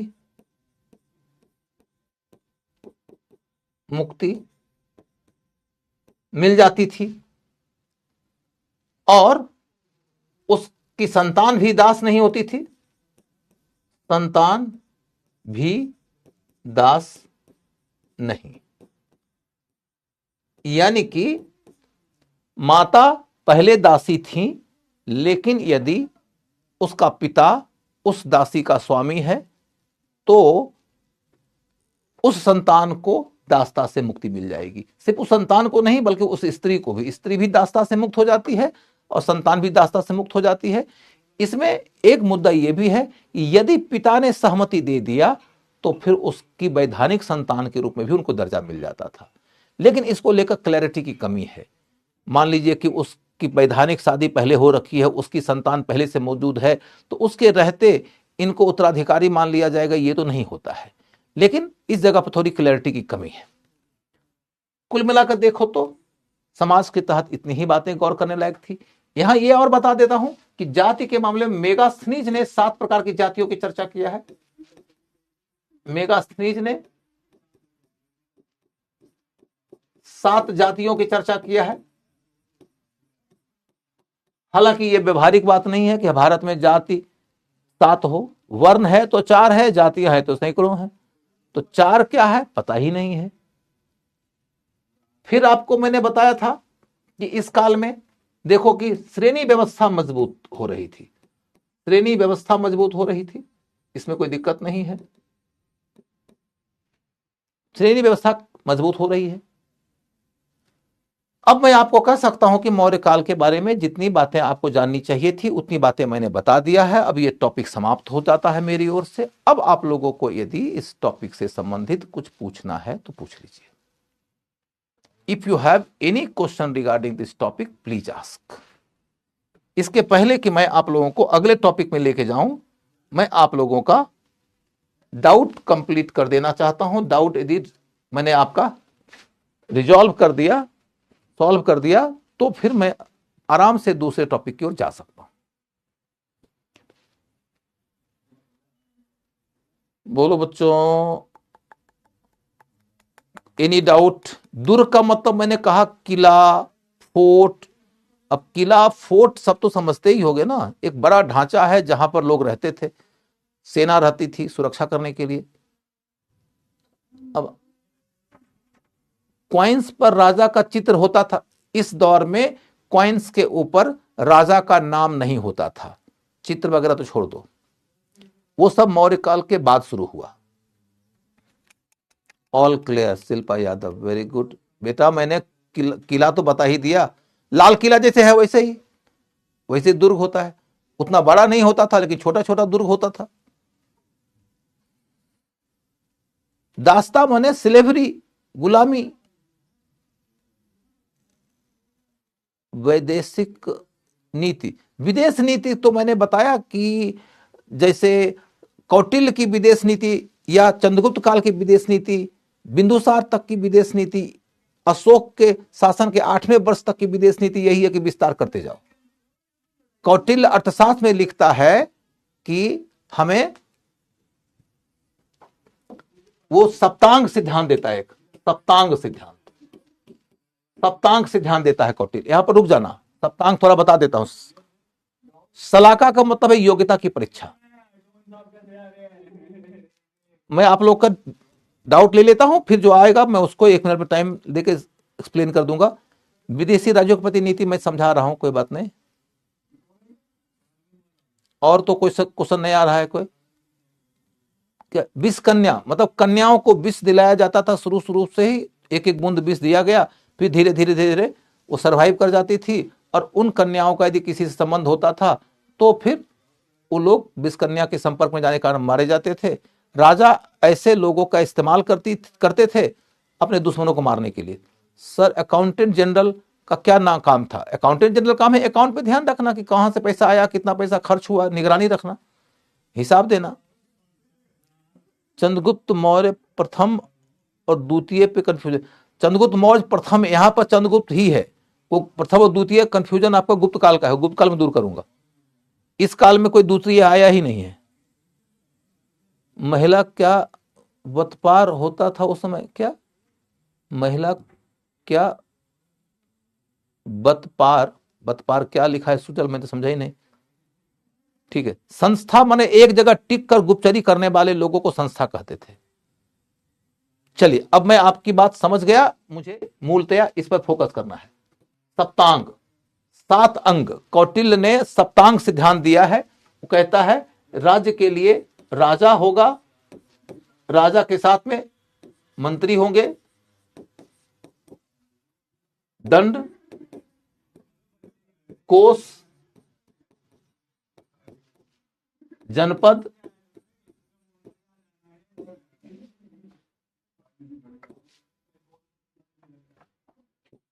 मित्र, ये सब होंगे। राज्य को दुर्ग होगा, राज्य को चलाने के लिए एक राजा होगा जो केंद्र में होगा, उसको सपोर्ट करने के लिए मंत्री होंगे, उसके पास जनता होगी, जनता एक क्षेत्र में रहती है, उसके पास पैसा होना चाहिए, मैंने कोष होना चाहिए, दंड माने शक्ति होनी चाहिए, और दुर्ग होना चाहिए जो सुरक्षा करे, और फिर विदेशी मित्र होने चाहिए। तो कौटिल्य ने सप्तांग सिद्धांत में राज्य के लिए 7 अंगों की चर्चा किया है। तो पहला क्वेश्चन आएगा कि सप्तांग सिद्धांत किसने दिया है? कौटिल्य ने दिया है।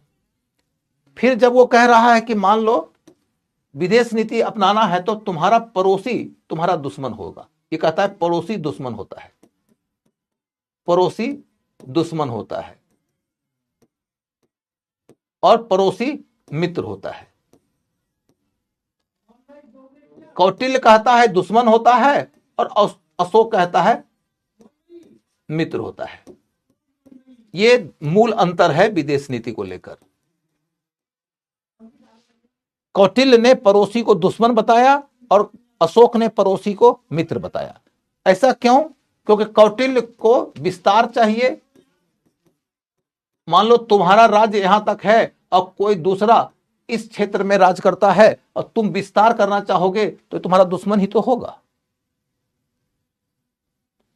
तो कौटिल्य विस्तारवादी है, इसलिए वो पड़ोसी को दुश्मन बताता है, और अशोक ने साम्राज्य विस्तार की नीति का त्याग कर दिया, इसलिए वह पड़ोसी को मित्र बताता है। यही मूल बात है।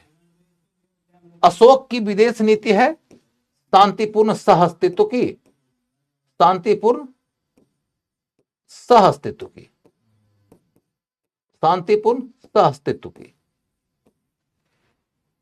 और कौटिल्य की विदेश नीति है कि पड़ोसियों के ऊपर प्रभुत्व स्थापित करो, साम, दाम, दंड, भेद, किसी भी तरीके से संधि कर लो या खरीद लो या दंडित कर दो या तोड़ फोड़ करवा दो, फूट डलवा दो, कोई भी तरीका अपनाओ लेकिन प्रभुत्व का प्रसार करो। कौटिल्य कहता है कि ये तुम्हारा राज्य है, ये पड़ोसी का राज्य है और ये उसके पड़ोसी का राज्य है। तो मान लो तुम ए हो ये बी है, ये सी है, तो ए और सी में दोस्ती होगी, क्योंकि बी और सी भी दुश्मन होंगे क्योंकि ये दोनों पड़ोसी हैं एक दूसरे के, और ए बी भी दुश्मन होंगे क्योंकि ये दोनों पड़ोसी हैं एक दूसरे के। इसलिए सी से दोस्ती करो, ऐसे मित्र खोजो। तो पड़ोसी के प्रति कौटिल्य की नीति क्या है और अशोक की नीति क्या है, दोनों के बीच का डिफरेंस समझ गए होंगे। इतनी बात समझ लिया तो अब इसके आगे विदेश नीति के मामले में कुछ भी पढ़ने की जरूरत नहीं है। सर ऊपर से जारी है, अमीर हाथ पकड़, सर के ऊपर जरी है, अमीर हाथ पकड़, अरे क्या लिख रहा है। चलिए अब मामला खत्म हुआ। मौर्य साम्राज्य के टॉपिक को मैं यहां पर समाप्त घोषित कर रहा हूं। बाकी आप लोग इसका कहां कहां रिवीजन देखना है देख लीजिएगा, रिवीजन अपने आप हो जाएगा, क्योंकि यदि बार बार इसी पर टिके रहूंगा तो बहुत सारे लोगों को दिक्कत हो जाएगी।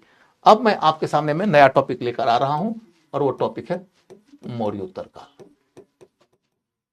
मौर्योत्तर काल, मौर्योत्तर काल, 1 मिनट आता हूं।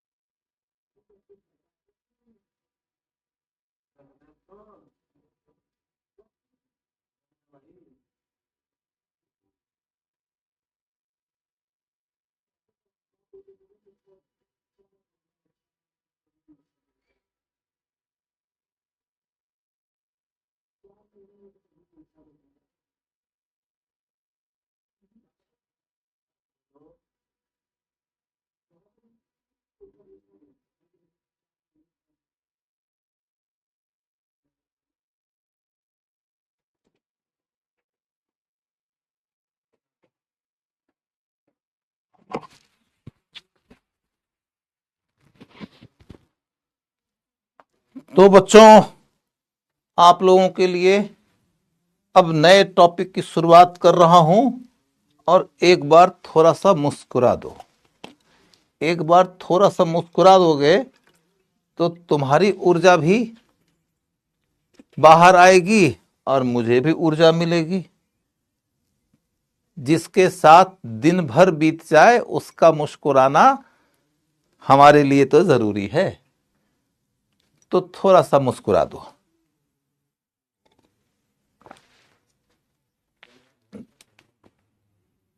चलिए, वेरी गुड।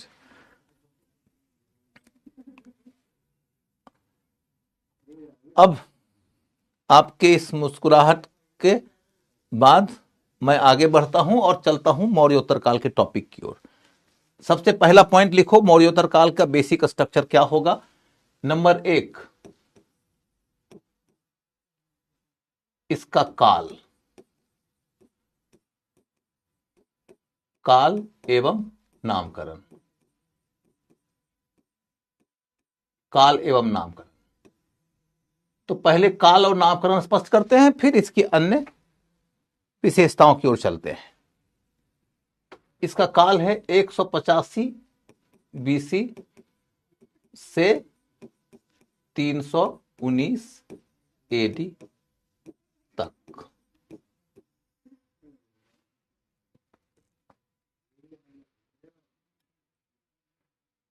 धन्यवाद प्रिया बेटा, धन्यवाद। तो 185 बीसी में मौर्य साम्राज्य के या वंश के अंतिम राजा बृहद्रथ की हत्या हुई और वहां से मौर्य वंश खत्म होता है। 319 एडी में गुप्त वंश की ऑफिशियल शुरुआत मानी जाती है, जब चंद्रगुप्त प्रथम ने वहां पर शासन की शुरुआत किया। जब तुम गुप्त वंश में जाओगे तो तुमको 2 चंद्रगुप्त मिलेंगे, इसलिए उसमें प्रथम और द्वितीय लगाया जाता है। मौर्य वंश में एक ही चंद्रगुप्त था, इसलिए उसको प्रथम और द्वितीय में नहीं पढ़ा जाता है। 319 एडी और 185 बीसी के बीच की अवधि को देखो तो 500 वर्ष लगभग निकलते हैं। इन 500 वर्षों के दौर में भारत में एक भी ऐसा राजवंश नहीं है जिनके राज्य का विस्तार मौर्यों या गुप्तों के जैसा हो। इसलिए इस दौर का नामकरण किसी राजवंश के आधार पर नहीं हुआ। तो हम इतिहासकार के लोगों को एक चिंता हुई कि इस काल का क्या नाम रखा जाए, तो सामान्य समझ के लिए कह दिया मौर्यों के बाद का काल। और मौर्यों के बाद के काल का मतलब हुआ गुप्तों के पहले का काल, क्योंकि गुप्तों के पास तो एक बड़ा साम्राज्य है, इसलिए उस साम्राज्य की सत्ता स्थापित करने वाले के काल को गुप्त काल कह दिया गया। तो मौर्य काल और गुप्त काल के बीच की जो अवधि है उसी को मौर्योत्तर काल कहते हैं। मौर्य काल और गुप्त काल के बीच की अवधि को मौर्योत्तर काल कहते हैं। तो आपने समझ लिया इनका काल क्या है और आपने समझ लिया कि इनका नामकरण का आधार क्या है। अब चलकर देखो बच्चों अगला पॉइंट। इस दौर में मध्य गंगा घाटी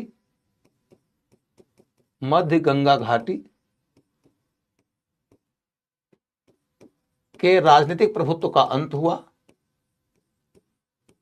राजनीतिक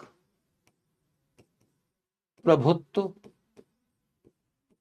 का अंत हुआ और क्षेत्रीय शक्तियों का उभार हुआ। क्षेत्रीय शक्तियों का उभार हुआ, यानी कि आप इस दौर में देखो तो कोई बहुत बड़ा क्षेत्र पर शासन करने वाला राजवंश नहीं मिलेगा। इस दौर के राजाओं की राजनीति की सबसे बड़ी सीमा यह है कि उनके राज्य का क्षेत्र क्षेत्रीय स्तर तक सीमित है, ज्यादा बड़ा साम्राज्य नहीं है। तो क्षेत्रीय राज्यों का उभार हुआ। फिर देखोगे इस दौर में अगली क्या खास बात है, विदेशी हमले हुए।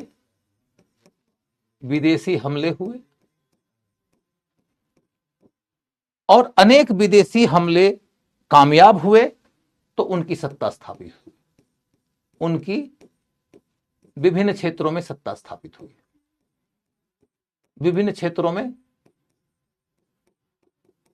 सत्ता स्थापित हुई। विदेशी हमले हुए और विभिन्न क्षेत्रों में उनकी सत्ता स्थापित हुई। इसके बाद फिर क्या है,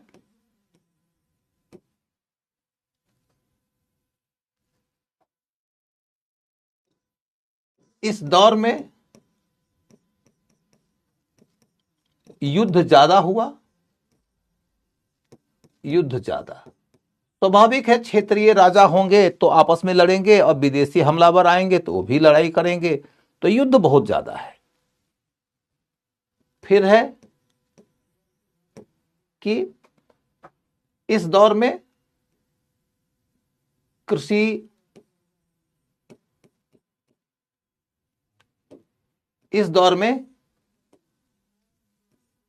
कृषि के विस्तार के लिए सीताध्यक्ष के मॉडल को त्याग दिया गया।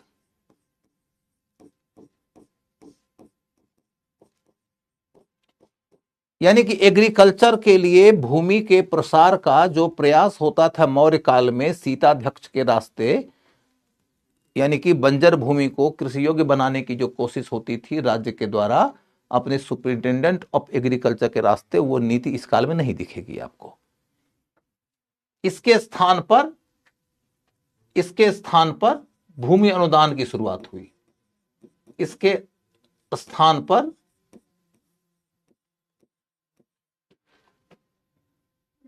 देय में मुक्त भूमि अनुदान की शुरुआत हुई। देय में मुक्त भूमि अनुदान की शुरुआत हुई। ये देय में क्या है? देय में राजा आपकी भूमि के ऊपर आप जो खेती करते थे उससे होने वाली आमदनी पर अपना कर लगाते थे। में माने मापना और दे माने देना। राजा ने आपकी भूमि को नाप लिया, उसकी उपज का अनुमान लगा दिया, आपकी आमदनी का अनुमान लगा लिया और आपको बोला कि आपकी उपज के ऊपर मेरा इतना हिस्सा बनता है। इसी को कहते हैं राजस्व। तो राजा ने मौर्योत्तर काल में सीताध्यक्ष के माध्यम से कृषि योग्य भूमि के विस्तार का रास्ता छोड़ दिया और कहा कि अब हम बंजर भूमि लोगों को अनुदान में देंगे, माने डोनेशन में दे देंगे। लोगों को हम दान दे देंगे बंजर भूमि और कहेंगे कि वह भूमि कृषि योग्य आप बनाइए और हम उस भूमि के ऊपर आपसे टैक्स भी नहीं लेंगे। तो देय में मुक्त भूमि अनुदान की शुरुआत हुई मौर्योत्तर काल में। ठीक है, फिर देखो उद्योग का प्रसार हुआ। इस काल में प्रसार हुआ। 75 प्रकार के व्यवसाय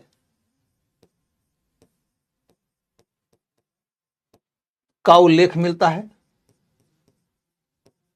75 प्रकार के व्यवसाय का उल्लेख मिलता है और उसमें 60 उद्योग आधारित हैं। 75 प्रकार के व्यवसाय का उल्लेख मिलता है जिसमें 60 जो है वो उद्योग आधारित है। 60 उद्योग आधारित हैं। मनीष कुमार झा, अभी पॉइंट्स लिखते जाओगे फिर समझा दूंगा। पहली बात तो तुम लोगों को एक बात समझना पड़ेगा भाई कि ये मेंस का क्लास नहीं है कि जिसमें हर बात एकदम रोचक हो, हर बात एकदम भाषाई हो, हर बात एकदम कॉन्सेप्चुअल हो। वो नहीं संभव है। आपको यह समझना पड़ेगा कि प्रीलिम्स की पढ़ाई में तथ्यों पर ज्यादा केंद्रित होना पड़ता है। सच्ची बात तो यह है कि किसी भी स्टूडेंट को जो बहुत गंभीर है आईएएस की तैयारी को लेकर, वो क्लास का असल लाभ तभी उठा पाता है जबकि उसको बेसिक रूप से पहले से पढ़ा हुआ है। यदि तुम थोड़ा भी पढ़ के आओगे तो तुमको लगेगा कि हाँ ये सब कुछ हमारा सिस्टमेटिक जा रहा है। तुम बिल्कुल पढ़ के नहीं आओगे, तुमको लगेगा कि पता नहीं कहां से आ रहा है। एक तो ये बात है। दूसरी बात है कि आपको हमेशा याद रखना पड़ेगा कि मेंस की शैली एकदम अलग होती है, प्रीलिम्स की शैली एकदम अलग होती है। एक तीसरी बात यह है कि आपको यह ध्यान रखना पड़ेगा कि प्रीलिम्स में भी हम चाहें तो एकदम बेसिक बेसिक बातें आपको सुना दें, आपका टॉपिक खत्म कर दें तो आपको आनंद आ जाएगा। लेकिन उतने से क्वेश्चन नहीं मिलेगा, तो आपकी तो जान ही निकल जाएगी, आपके साथ तो धोखा हो जाएगा। तो ऐसी स्थिति में आपको उस गहराई में तो उतरना ही पड़ेगा जिस गहराई में यूपीएससी वाले आपसे उम्मीद करते हैं। इस स्थिति में आपको अंतिम रूप से यह ध्यान में रखना पड़ेगा कि कुछ भी हो जाए, सूरज चांद एक हो जाए, मुझे जूझना है। जूझने की मानसिकता चाहिए। You have not turn up here to watch a entertaining movie. You have not turn up here, आप यहां पर कोई मनोरंजक मूवी नहीं देखने आए हैं। ये कोई कपिल शर्मा शो नहीं है। आपको अपनी ओर से पूरी ईमानदारी के साथ में लगना पड़ेगा। Then you can claim at least कि मैं तो यूपीएससी के लिए ईमानदारी से प्रयास कर रहा हूं। समझ गए? तो अब देखो बच्चों, उद्योग का प्रसार हुआ, 75 प्रकार के व्यवसाय का उल्लेख मिलता है। फिर आगे लिखो कि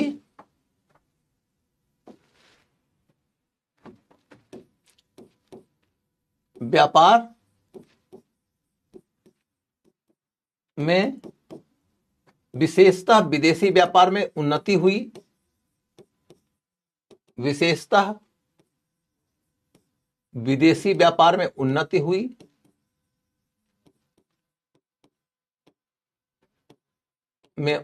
हुई। व्यापार में विशेष तौर पर विदेशी व्यापार में खूब उन्नति हुई। इसके बाद फिर आगे क्या है? इस काल में मौद्रिक क्रांति आ गई।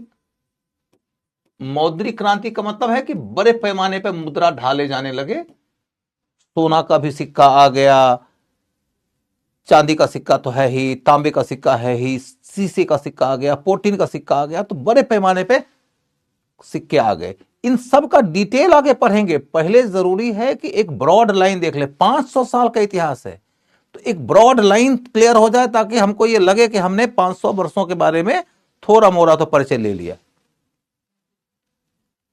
समझ गए? मौद्रिक क्रांति आ गई। इसके बाद तब अगला क्या है? नगरीयकरण में वृद्धि हुई।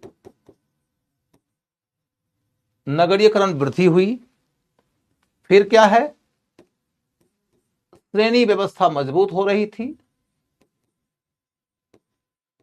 श्रेणी व्यवस्था मजबूत हुई।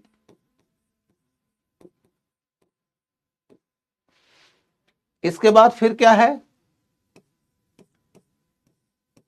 स्थापत्य, मूर्तिकला,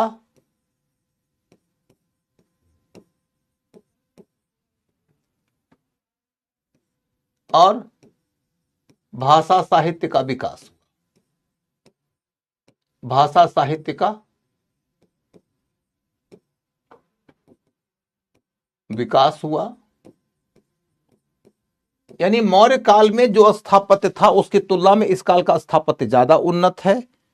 मौर्य काल की तुलना में इस काल की मूर्तिकला ज्यादा उन्नत है। मौर्य काल की तुलना में इस काल का साहित्य ज्यादा उन्नत है। इसके बाद धार्मिक क्षेत्र में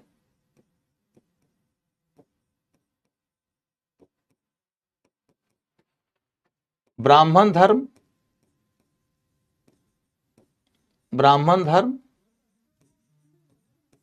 का फिर से उत्थान हुआ। ब्राह्मण धर्म का फिर से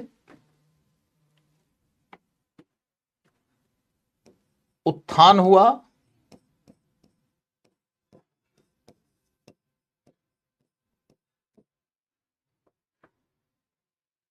इसी से जुड़ा अगला पॉइंट है भक्ति मार्गी धर्म। भक्ति मार्गी धर्म का उभार हुआ।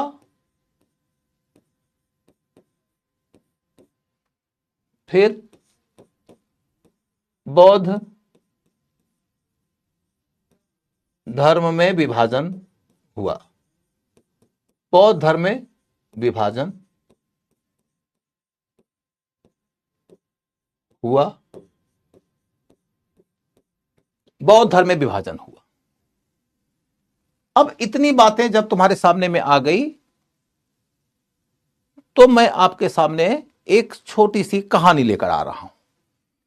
छोटी सी कहानी को लेके देखो बच्चों,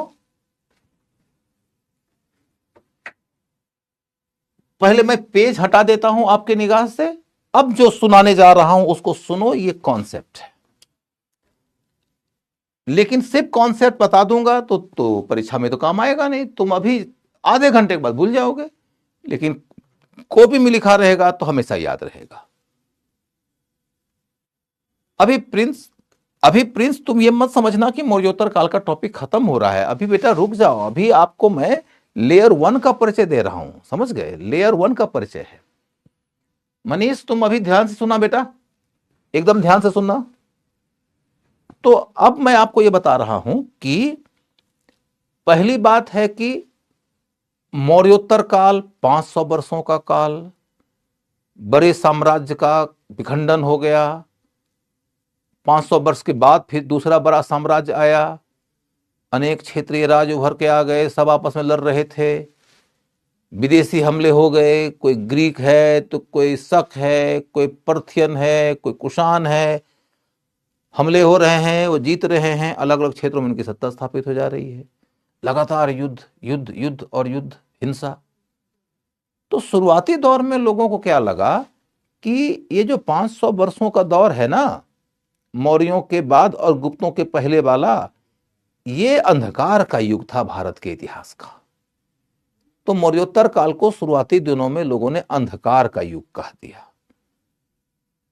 फिर हम लोगों ने जब गहराई से इतिहास के स्रोतों का अध्ययन किया तो पता चला कि राजनीति में बड़े राज्य नहीं है, ये तो सही है, विदेशी हमले हो रहे हैं और वो जीत भी जा रहे हैं, ये सही है, युद्ध बहुत ज्यादा हो गए हैं, ये सही है, लेकिन क्या इतने के आधार पर हम इस काल को अंधकार का काल कह सकते हैं?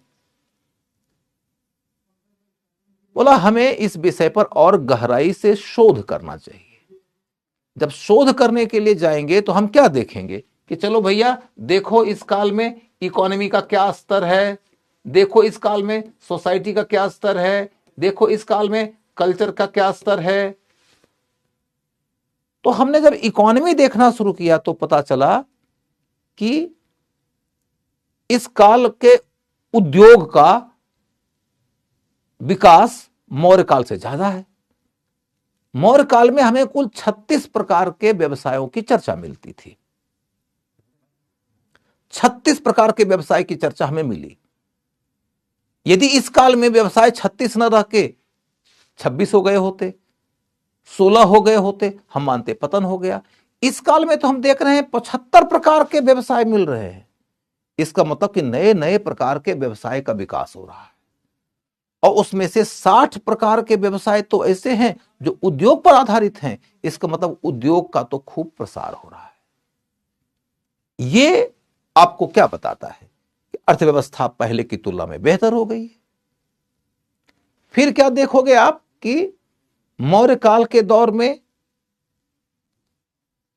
तांबे का सिक्का मिलता है, चांदी का सिक्का मिलता है, लेकिन इस काल में तो तांबे और चांदी के सिक्के मौर्यों से ज्यादा हैं, और इसके अलावे पहली बार सोने के सिक्के आ गए। सोने का सिक्का माने बड़ा करेंसी। बड़ा करेंसी तभी ना आता है जबकि बड़े पैमाने पर लेन देन शुरू होता है।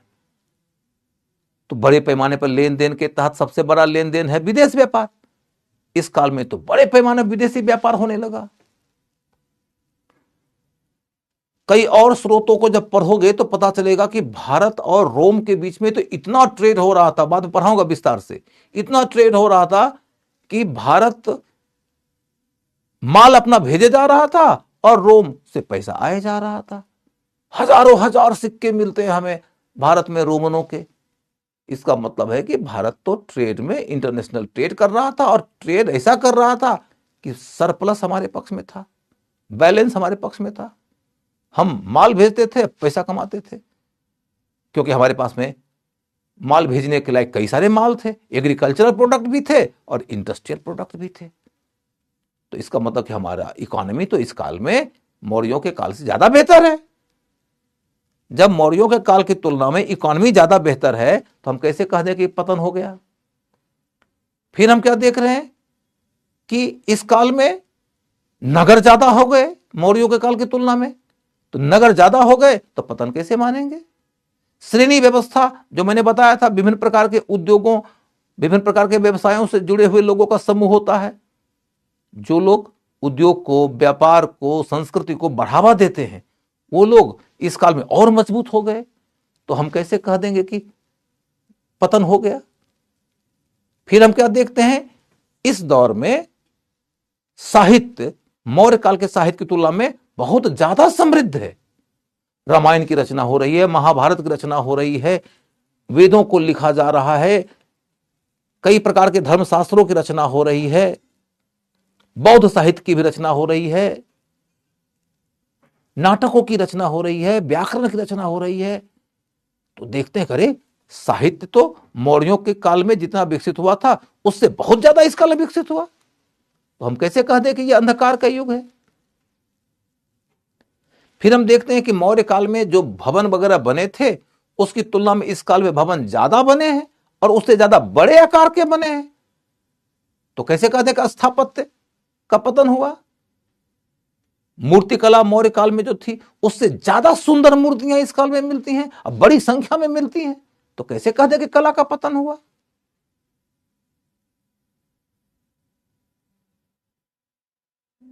तो मोटे तौर पर हमने क्या देखा कि मौर्य काल की तुलना में कई स्तरों पर इस काल के लोगों का जीवन स्तर बेहतर था। अब इतिहासकारों में इन्हीं बिंदुओं को लेकर डिबेट है। अब चूंकि इतिहासकारों में इन्हीं बिंदुओं को लेकर डिबेट है तो क्वेश्चन भी तो यहीं से आएगा। इतिहासकारों में जिन बिंदुओं को लेकर डिबेट होता है वहीं से क्वेश्चन गढ़ा जाता है। अभी मैं इनके बारे में जब आके पढ़ाऊंगा तो आपको बताऊंगा कि ओवरऑल मौर्य काल की, सॉरी, मौर्योत्तर काल की राजनीति कैसी है। तो इस राजनीति के तहत मैं आपको शुंग वंश, कण्व वंश, खारवेल, सातवाहन, ऐसे भारतीय राजवंशों के बारे में बताऊंगा। फिर विदेशी हमलावर जो आए हैं, ग्रीक, शक, पहलव, कुषाण, उनके बारे में बताऊंगा। उन सब के बारे में बताने के पहले जरूरी है इन 500 वर्षों के बारे में थोड़ा परिचय।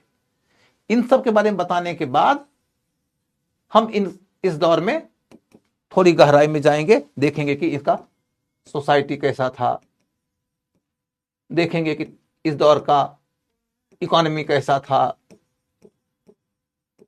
देखेंगे कि इस दौर का कल्चर कैसा था,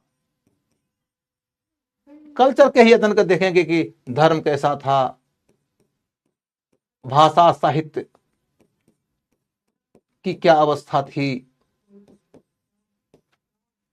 कला की अवस्था कैसी थी, स्थापत्य की अवस्था कैसी थी। इन सब के बारे में हम डिटेल में अध्ययन तो बाद में करेंगे, लेकिन उस डिटेल में जाने के पहले जरूरी है कि एक एक लाइन में तुम इनका परिचय अपने दिमाग में बिठा लो। अब मैं तुम्हारे सामने में जो लिखा हूं उसे हल्का सा रिवाइज कर देता हूं।